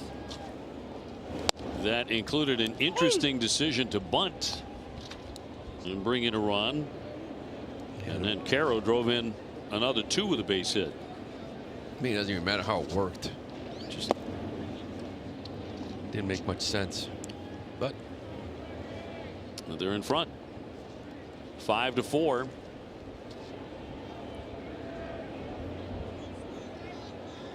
And Iser at home with a 2-1. Just missed. So a good count here for Alex. Abreu to hit next. Red Sox offense has been stalled since they scored a run in the 2nd to take a 4-2 lead. And popped up. That'll twist back out of play. Well, you're in another dogfight with this team. It's been a battle. It's funny, you know, they're going to leave Fenway Park. You're going to look up and see Chicago down 6-0 in the 3rd to somebody, you know, but for some reason they scratch and claw here, and you going to keep them in ball games. And the 3-2 coming. And a line drive and a base hit. Back toward the alley. Benintendi will cut it. Bregman content with a single. And that comes with 1 down. Get the exclusive rookie tee. It's featuring Red Sox prospect Christian Campbell, available only with a special ticket purchase for the Wednesday, April 23rd game against the Mariners. You can get your tickets at redsox.com/rookie tee. Abreu 3-run homer into the bullpen in the 1st inning. And looks at a strike. Base hit by Bregman, just the 6th hit all day for Boston. Chicago 5.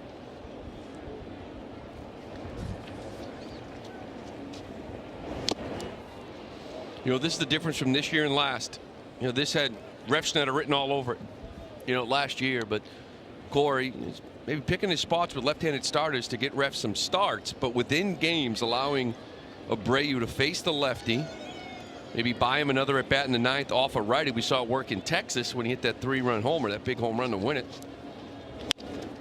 Bounding ball right side, and Sosa will make the play at first. Bregman down to 2nd. But 2 down.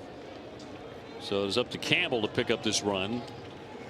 Christian's had a good day at the plate. He has a double. He has a single. Here comes Venable. Red Sox manager marching out. He has a right-hander ready to come on in. Steven Wilson all warmed up. He'll make the move right here. We'll take the break, too. Red Sox do have a man in scoring position in a 5-4 game. Chicago up a run, and more in a moment.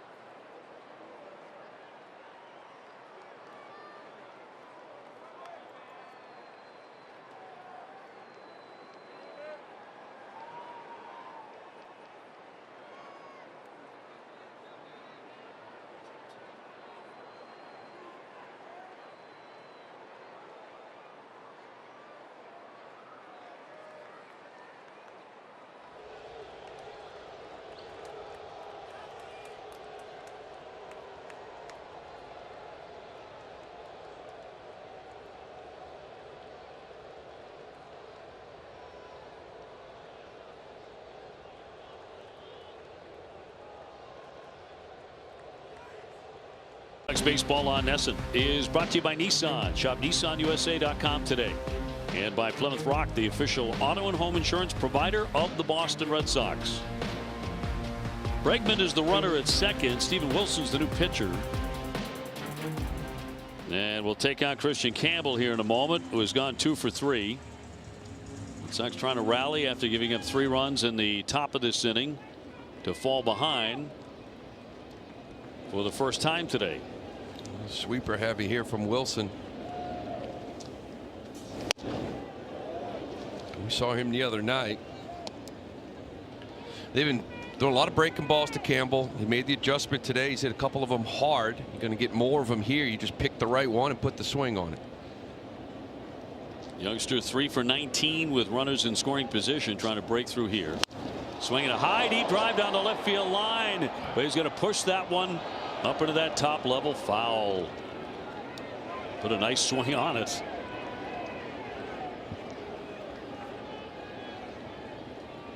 Just couldn't keep it fair. Look at that right there, inner half. Barrel a little quick. It's 1-1. Swing had a little Xander Bogaerts look to it. Bogey hit a bunch of shots down that line, taking that pitch inside and turning on it. 3 home runs for Campbell. Bregman edging off second, and that'll miss. Christian's got some violent takes. Yes, he doesn't does. he? Yes. Like, my back hurts watching him take a slider down and away. I know it. I know it. Just taking a pitch. Oh, God. And he lets it go. 3-1 with 2 down. And a high fly ball, very high left field. Benintendi circling, says he has it. And actually, it's going to be Robert cutting him off to make the play. More high than deep. 1 man left.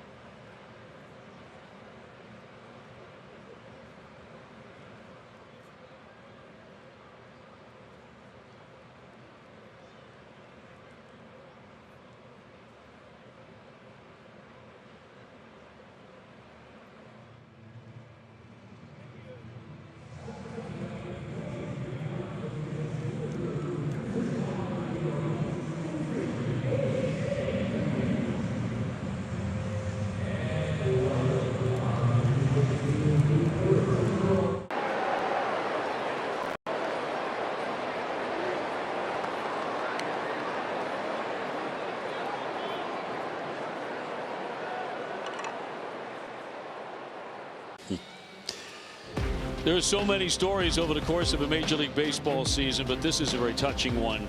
Liam Hendriks, at the age of 36, the native of Australia, who has not appeared in a Major League game in almost 2 years, is in one now.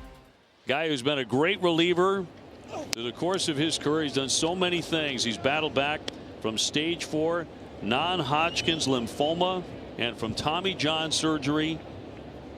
First appearance in the majors in 681 days. that is perseverance. Yeah, and you saw that first fastball, right? 95, way on top of the zone, dealing with the emotions as well. It's good to see him back. Robert with a wave and a miss. When this guy is right, I tell you, some of the swing and miss numbers are through the roof on that slider and curveball. The fastball has in the past sat at like 97, but we're looking at 95, which is good for him right now. He'll give up a hit into left field. Duran will chase it and hold him to a single. Robert aboard for the second time. He starts the 8th inning with a solid base hit. And you're talking about a guy that, go back to 2022, 66, 63% whiff rates, which is off the charts on his curveball slider. Yeah, 3-time All-Star. The Mariano Rivera American League Reliever of the Year twice in 20 and again in 21. Here's Theis. He checks and it's ball 1. Good to see 96 out of him. A little hyped up here. You know, in camp he was kind of 93. Eventually he would get to say 95 in an outing, but it's at 95, 96 here. A lot of adrenaline. Runner goes. Here's the throw down and not in time. Robert with the theft. He's into scoring position. Unfortunately, like a lot of closers. Very slow to the plate, right? Big leg kick. Roberts there, base steal. That's his 7th of the year. 21 with Chicago with this White Sox team. Liam had 38 saves. The next year 37. ERAs of 254, 281 with Oakland, 178, 180. So in his prime, he was just about automatic. Here comes the 2-1 to Theis.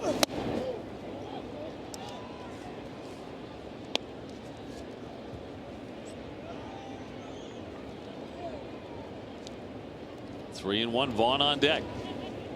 5 for Chicago in the 8th. And a righty with a 3-1. And popped up.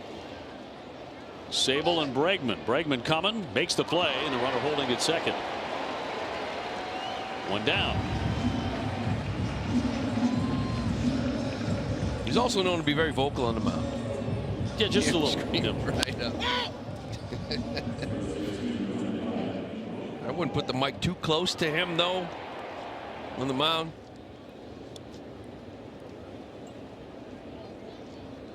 PG. To keep it PG. You know, when he first broke in, the hitters thought that he was screaming at them.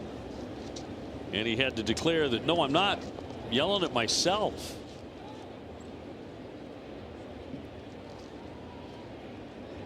His dad, Jeff, played for the West Perth Football Club in the Australian Football League.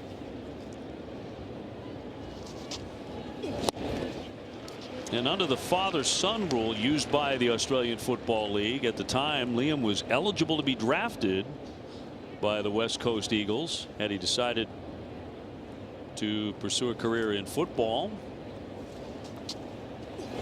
And the 0-1 will miss.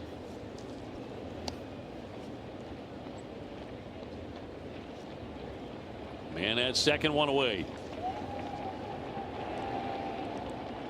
1 ball, 1 strike, 1 out. 5 for Chicago. Swing and a drive. That one way up there back toward the wall, and that one is into the monster seats. Vaughn crushes that one, his 3rd home run of the season, a 2-run shot. That puts the White Sox up 7-4. So this one has taken a turn these last couple innings. Yeah, that was the one fastball he actually got down, right? Liam's kind of living on top of the zone, just missing. This one here was down about knee high. Vaughn has a lot of power. We talked about that flag is stiff blowing in from left field, but he hit this one right through the wind. Lenyn Sosa He's 1 for 3 with a single and scored a run as part of their uprising in the 7th inning. That's when Kelly came on, allowed a base hit and hit the next 2 batters in there for a strike. And back to the home run pitch. You see this one down. He knew he got all of it. From that wind, maybe keep it back off the wall, but 1-1 dropped in there. So Chicago with 5 runs over the last 2 innings.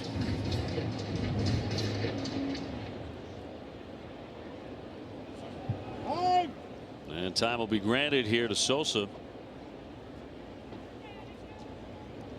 White Sox trying to snap a 6-game losing skid.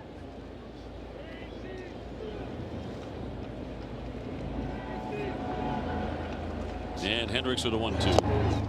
And a swing and a miss. Sable will collect that, fire on, and complete the K. 2 down.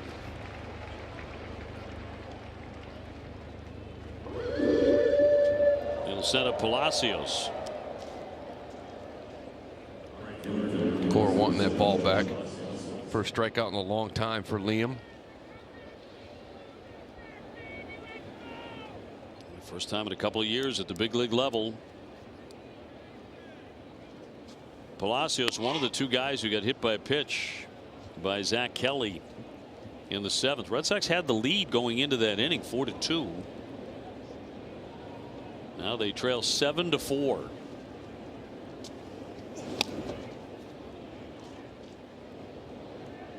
Andrew Vaughn, a 2-run homer here in the 8th inning. 2 out, bases empty. Hendricks 2-0 pitch, fouled off.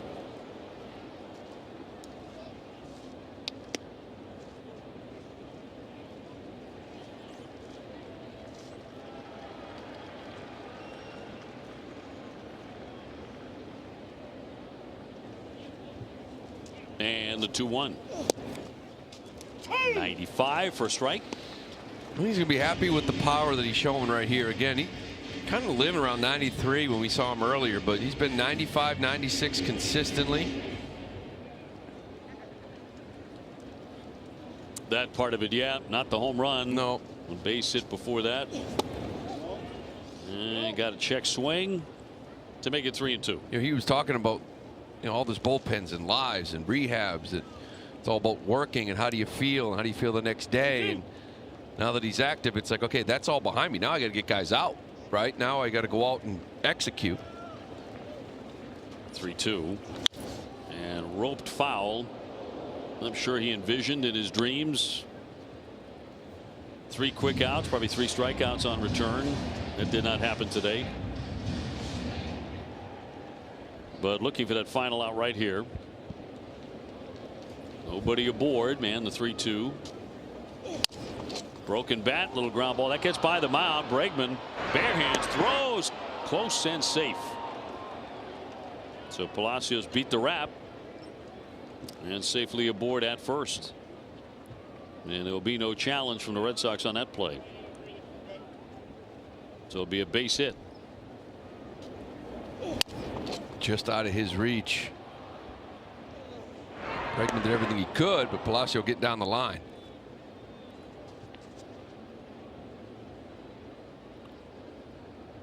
And Sable does a nice job going out there with him.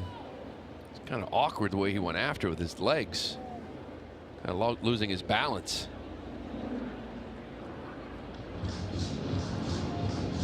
So send up Vargas, another one of the guys who got plunked in 7th inning. Kelly hit Palacios and Vargas back to back after a base hit. Yeah, that's when things went a little bit south. And then Baldwin dropped down a bunt to bring in a run.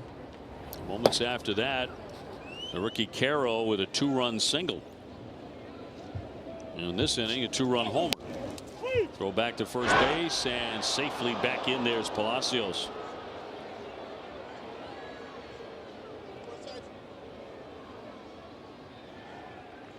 You want to take a look at it. He's sitting here in the 8th too. Why not, right? Take a chance if it's 50-50 here. Boston is challenging the safe call at first base. Really close. Got to look Previous at his play is under hands, review. but definitely worth a look.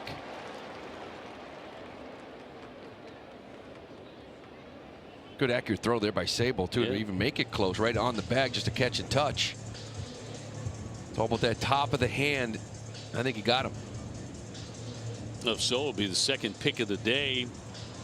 Campbell was picked off on the Red Sox side earlier. Yeah, he got him.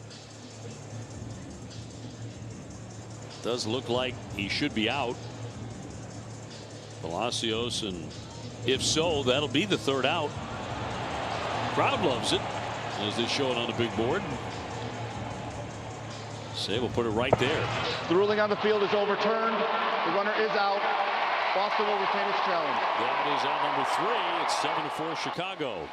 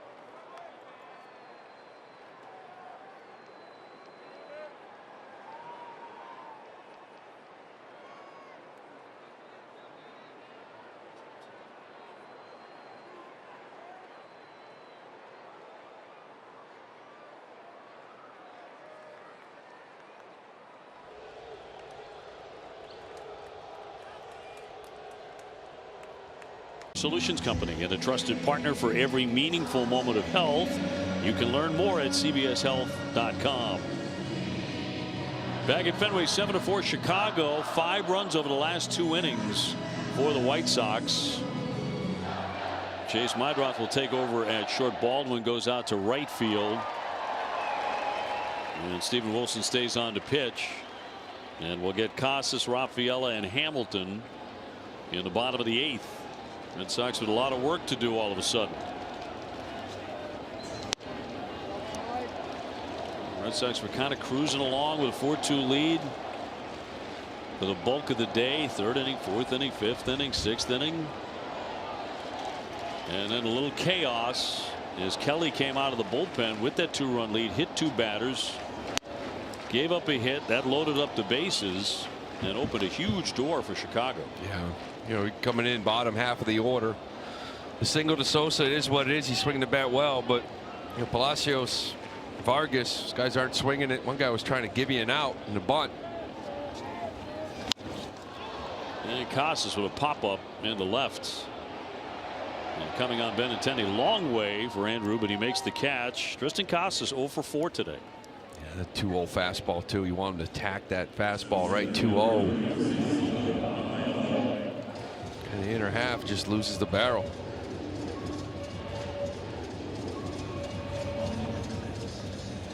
Cedar Rafaela 0 for 3. Red Sox as a team have only generated 6 hits. And ball 1. 7 runs, 8 hits, and 2 errors for the White Sox. 1 more left between these two tomorrow morning at 11. And then they will not play again the rest of the season. Here's the 1-0. And a strike. Camboos are active in their bullpen. Tony C. Award winner. You got Hamilton and Sable up next and the two lefties on top, but you bring in the lefty, it opens the door for Gore to use some of that bench.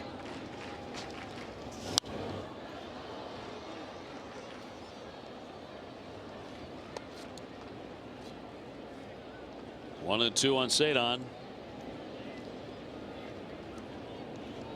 Red Sox looking for somebody to jumpstart the offense because they haven't scored since the second. And 2-2. Yeah, in the first three, they already took advantage of the two errors. Got one more in the second. It's been silence ever since. Burke kind of settled down, gave him 3 scoreless. Iser did a really nice job coming and getting the lefties. He thought about it. He stayed away. Phil Cuzzy agrees. 3-2.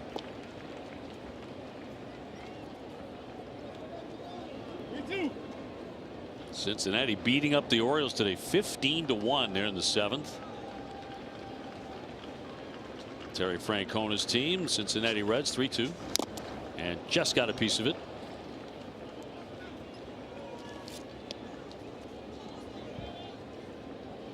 Seattle coming in after Chicago leaves. They have an 8-3 lead on Toronto in the 7th. Wilson's payoff pitch.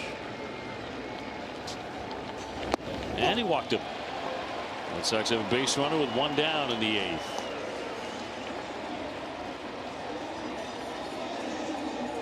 Cedon's 5th walk of the year. He had that stretch at the end of the year. It was, I don't know, 160 at-bats with no walks or so, but got number 5 here. Hamilton today 0 for 2. He's taking a walk. Hit the ball hard his first time up. He lined to short. The hits are not falling in for Hamilton, hitting .077. Playing shortstop today. Trevor Story just a day off. He'll play tomorrow morning.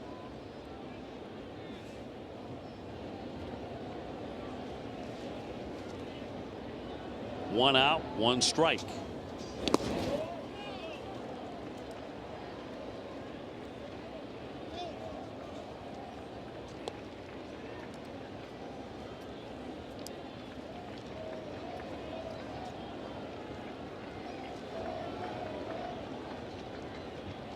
Hamilton hit that bullet at Tampa, accounting for the only run in a 1-0 victory.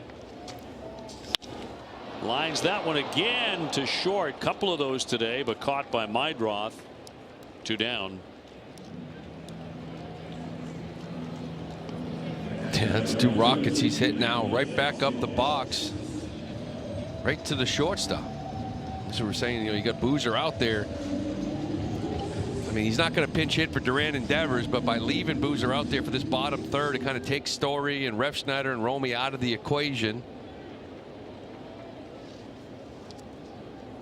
Sable has a double today. Scored a run after that. He has since flied to left and struck out.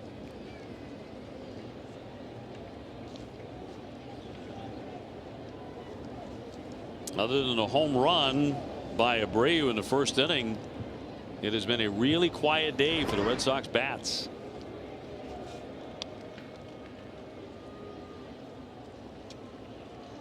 And they trail late by 3.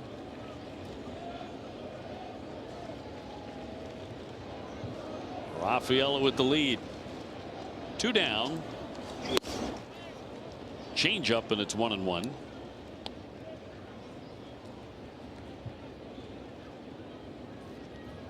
Just 3 hits in the last 6 innings, 2 of them by Campbell.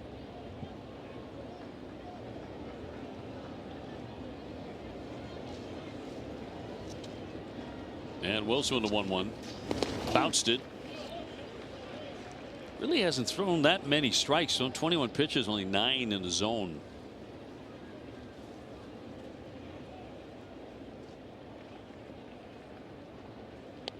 Sean Burke was their starter today. He went 5. The native of Sutton, Mass. Charged with 4 runs on 5 hits. One of the 4 pitchers on the White Sox staff from the Bay State.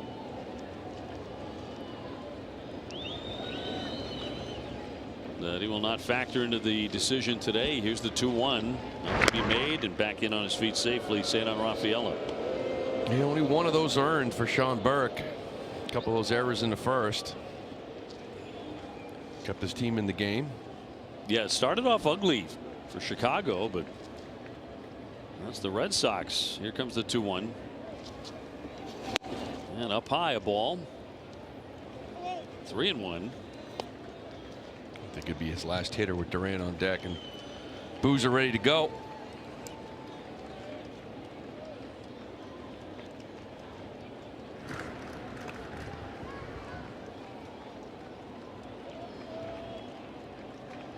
Three-1 on the way.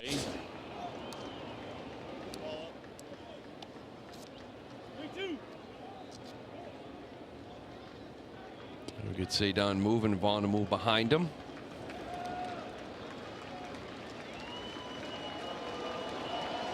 Crowd wants a little action here. Runner goes and struck him out. Fastball at 93 to put him away. A walk and 1 left.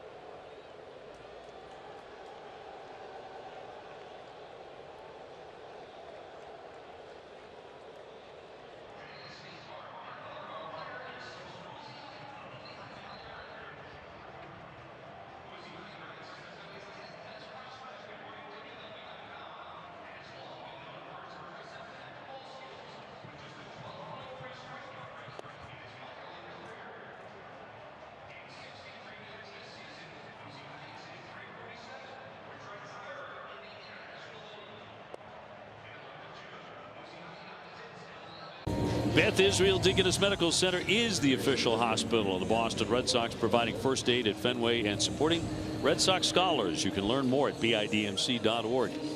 Lou Merloni, Dave O'Brien, and Jemiah Webster alongside. We go to the 9th inning. Here on this Easter Sunday, it'll be Bernardino coming out of the bullpen. He's the 4th man to do so. Wrapped to short. Hamilton slings it over for the out. Vargas retired, 1 out in the 9th. A strong play of the game presented by New England Chevy dealers. Together, let's drive. Well, the White Sox already had a 1-run lead here in the 8th when Vaughn Grissom took Liam Hendricks high over the Green Monster. A little insurance. It's where we stand right now, 7-4. Brooks Baldwin, the batter. Swing it away this time. Last time we saw him, he was bunting with nobody out and the bases loaded. Did drive in a run. Interesting decision. Then they got a big hit from Caro after that. Single to plate 2. And then Vaughn hit a 2-run homer in the 6th inning. So it's been a tough day for the Red Sox bullpen.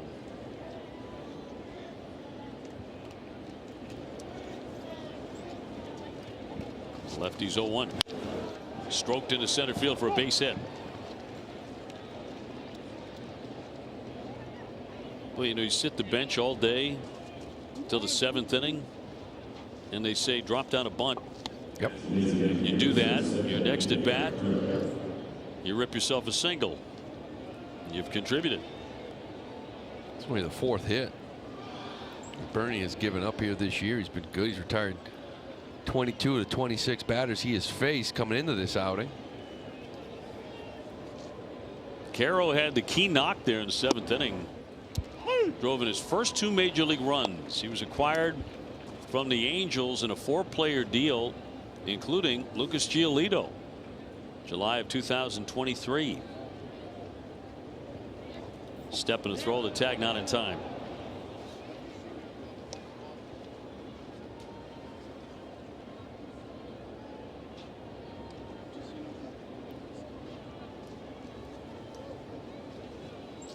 White Sox with a 7-4 lead. Red Sox took the first 2 here. Runner goes. And the throw down, and they have really been running wild off Sable. A couple of games he's caught against Chicago, a team that does not run much. Yeah, they got a couple more here today. They get some issues throwing some runners out. You know, they only had 13 stolen bases on the year. Now they have 15, 6 against the Red Sox. He had 4 in that one start he had out in Chicago as well. At third, short hop stab by Bregman, and dropped at first base by Casas on the long throw. So Bregman could not get it there in the air, and Casas, who has dug out a couple today to his credit, couldn't get this one. That'll be an E5. Yeah, this is going to go as an error. This is a really nice pick right there by Bregman. It's going to go as an E5, but that short hop at first. Got to have your first baseman pick that one.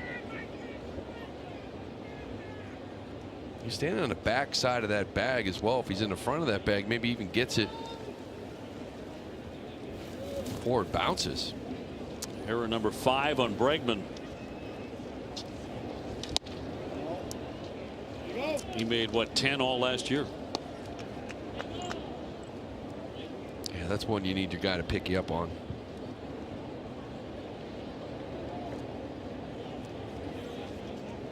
So Benintendi batting with only 1 out and 2 on.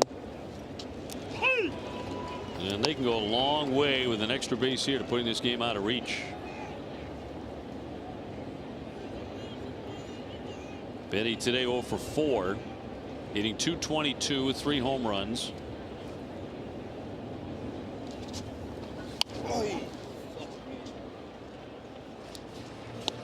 The attendance today 32,632.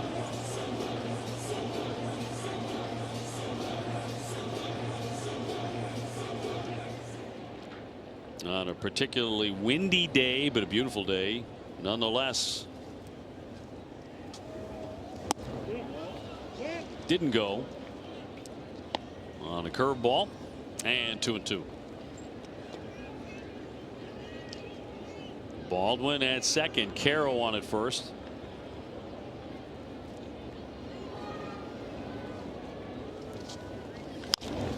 Bounder along the line, backing up Casas. He'll flip on to Bernardino for the out. Runners at second and third. Out number 2.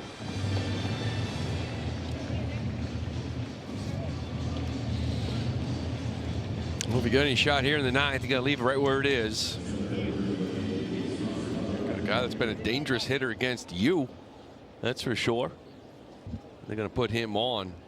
I think that's a wise choice.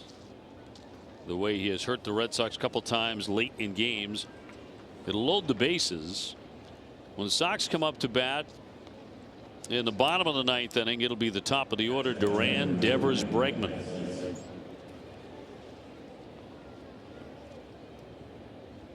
Bernardino trying to freeze him right here. Matt Thaiss, who hit a 2-run homer in the first inning, got it up in the jet stream to right, and it sailed on out of here. Red Sox were quickly behind, but they rallied fast and got 3 in the bottom of the first inning. Took a 4-2 lead. Stayed that way most of the day until Chicago rallied for 3 in the 7th. A couple more in the 8th, and now they're knocking on the door again with the bases loaded, 2 down in the 9th. They both took advantage of that jet stream out in right field. So Sure Bray, did. you kind of answered in a bottom of the first with a 3-run homer. Totally. 1-1 and drills him. He gets hit. This has been going on really the last couple of days here. It's going to force in another run. Third hit batsman by a Red Sox pitcher today.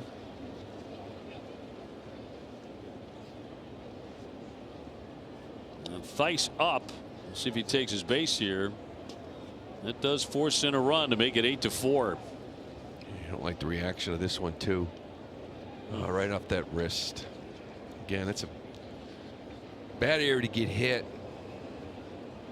So many little bones in that wrist and hand area.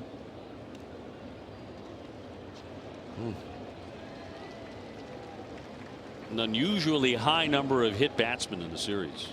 Yeah, 3 today. The White Sox. The Red Sox had 3 yesterday, if you remember, but a couple of them on curveballs. I don't think anything is really intentional at all.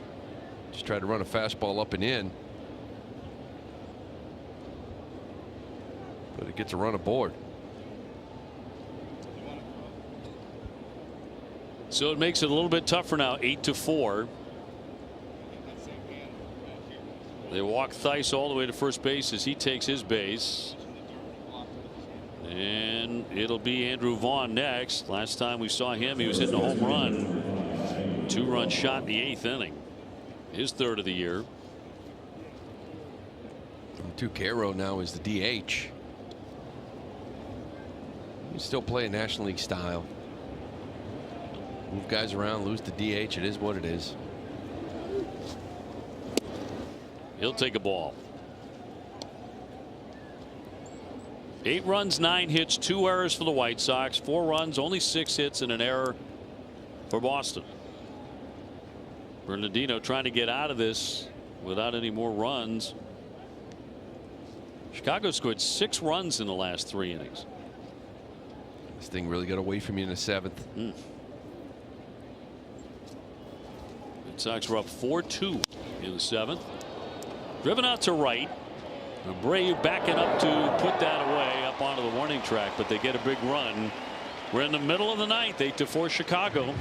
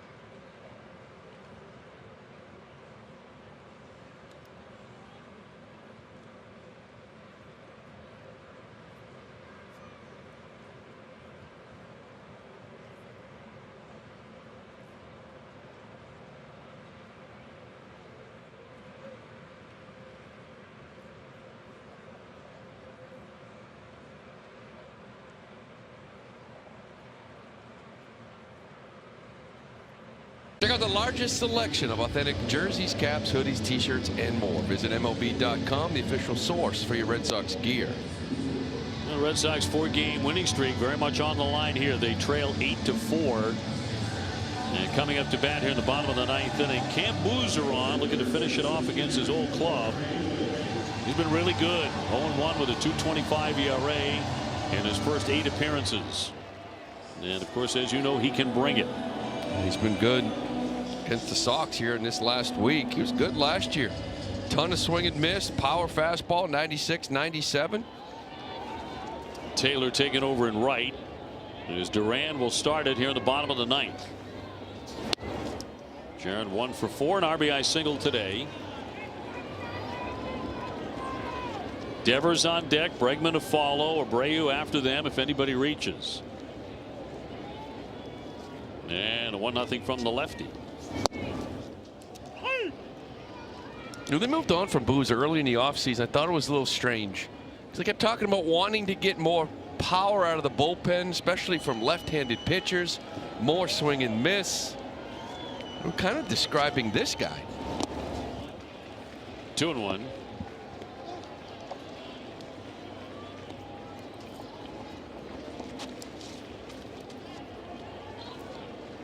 Well, he got the award officially yesterday. The Tony Conigliaro Award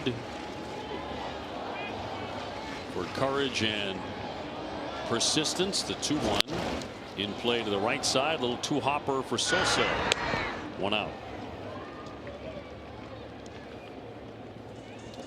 Fitting that he got it here in Boston.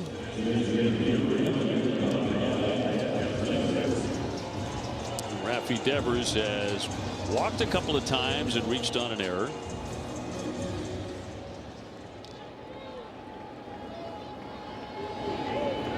He is also lined out to left. And he'll ground to the second baseman. Sosa with the stop. 2 down.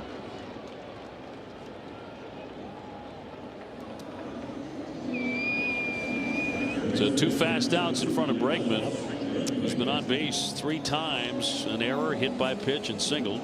Oh, we got here. Good trainer. Heading out to camp. He doesn't even want to turn around. Now he does.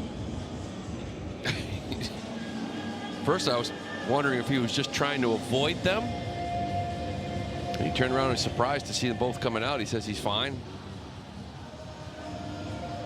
Stumbled off the mound a little bit. This was 2 pitches ago.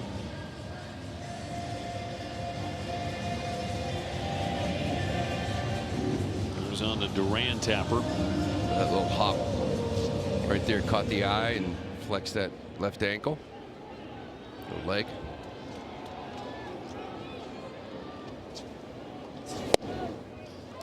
In for a strike on Bregman. Nobody on base, 2 down in the ninth. 8-4 Chicago.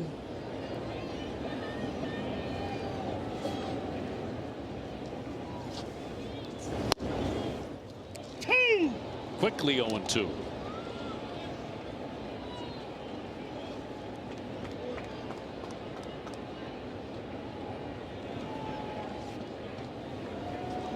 And with 2 down, the 0-2. Foul back. Bregman got his first hit since the birth of his second child in the 7th inning with a single.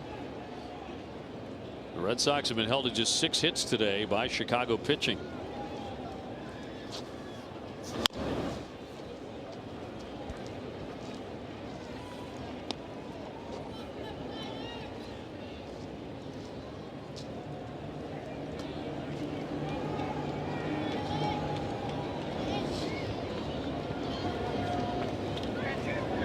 And Boozer with the 0-2. Again, he spoils one, a sweeper. It looked like the Red Sox were on their way in the 7th inning when they held a 4-2 lead. That's when the collapse happened. 0-2 and popped up.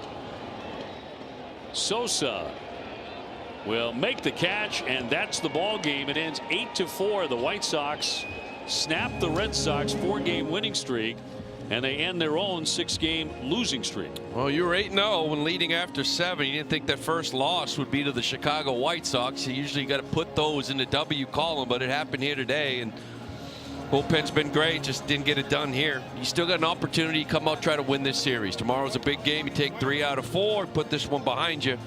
But this was a missed opportunity. Hey, stay tuned for WB Mason Extra Innings Live. TC and Jim will break it all down, the key plays in this loss to Chicago. and preview Walker Buehler's start tomorrow. That and more coming up in 1 minute.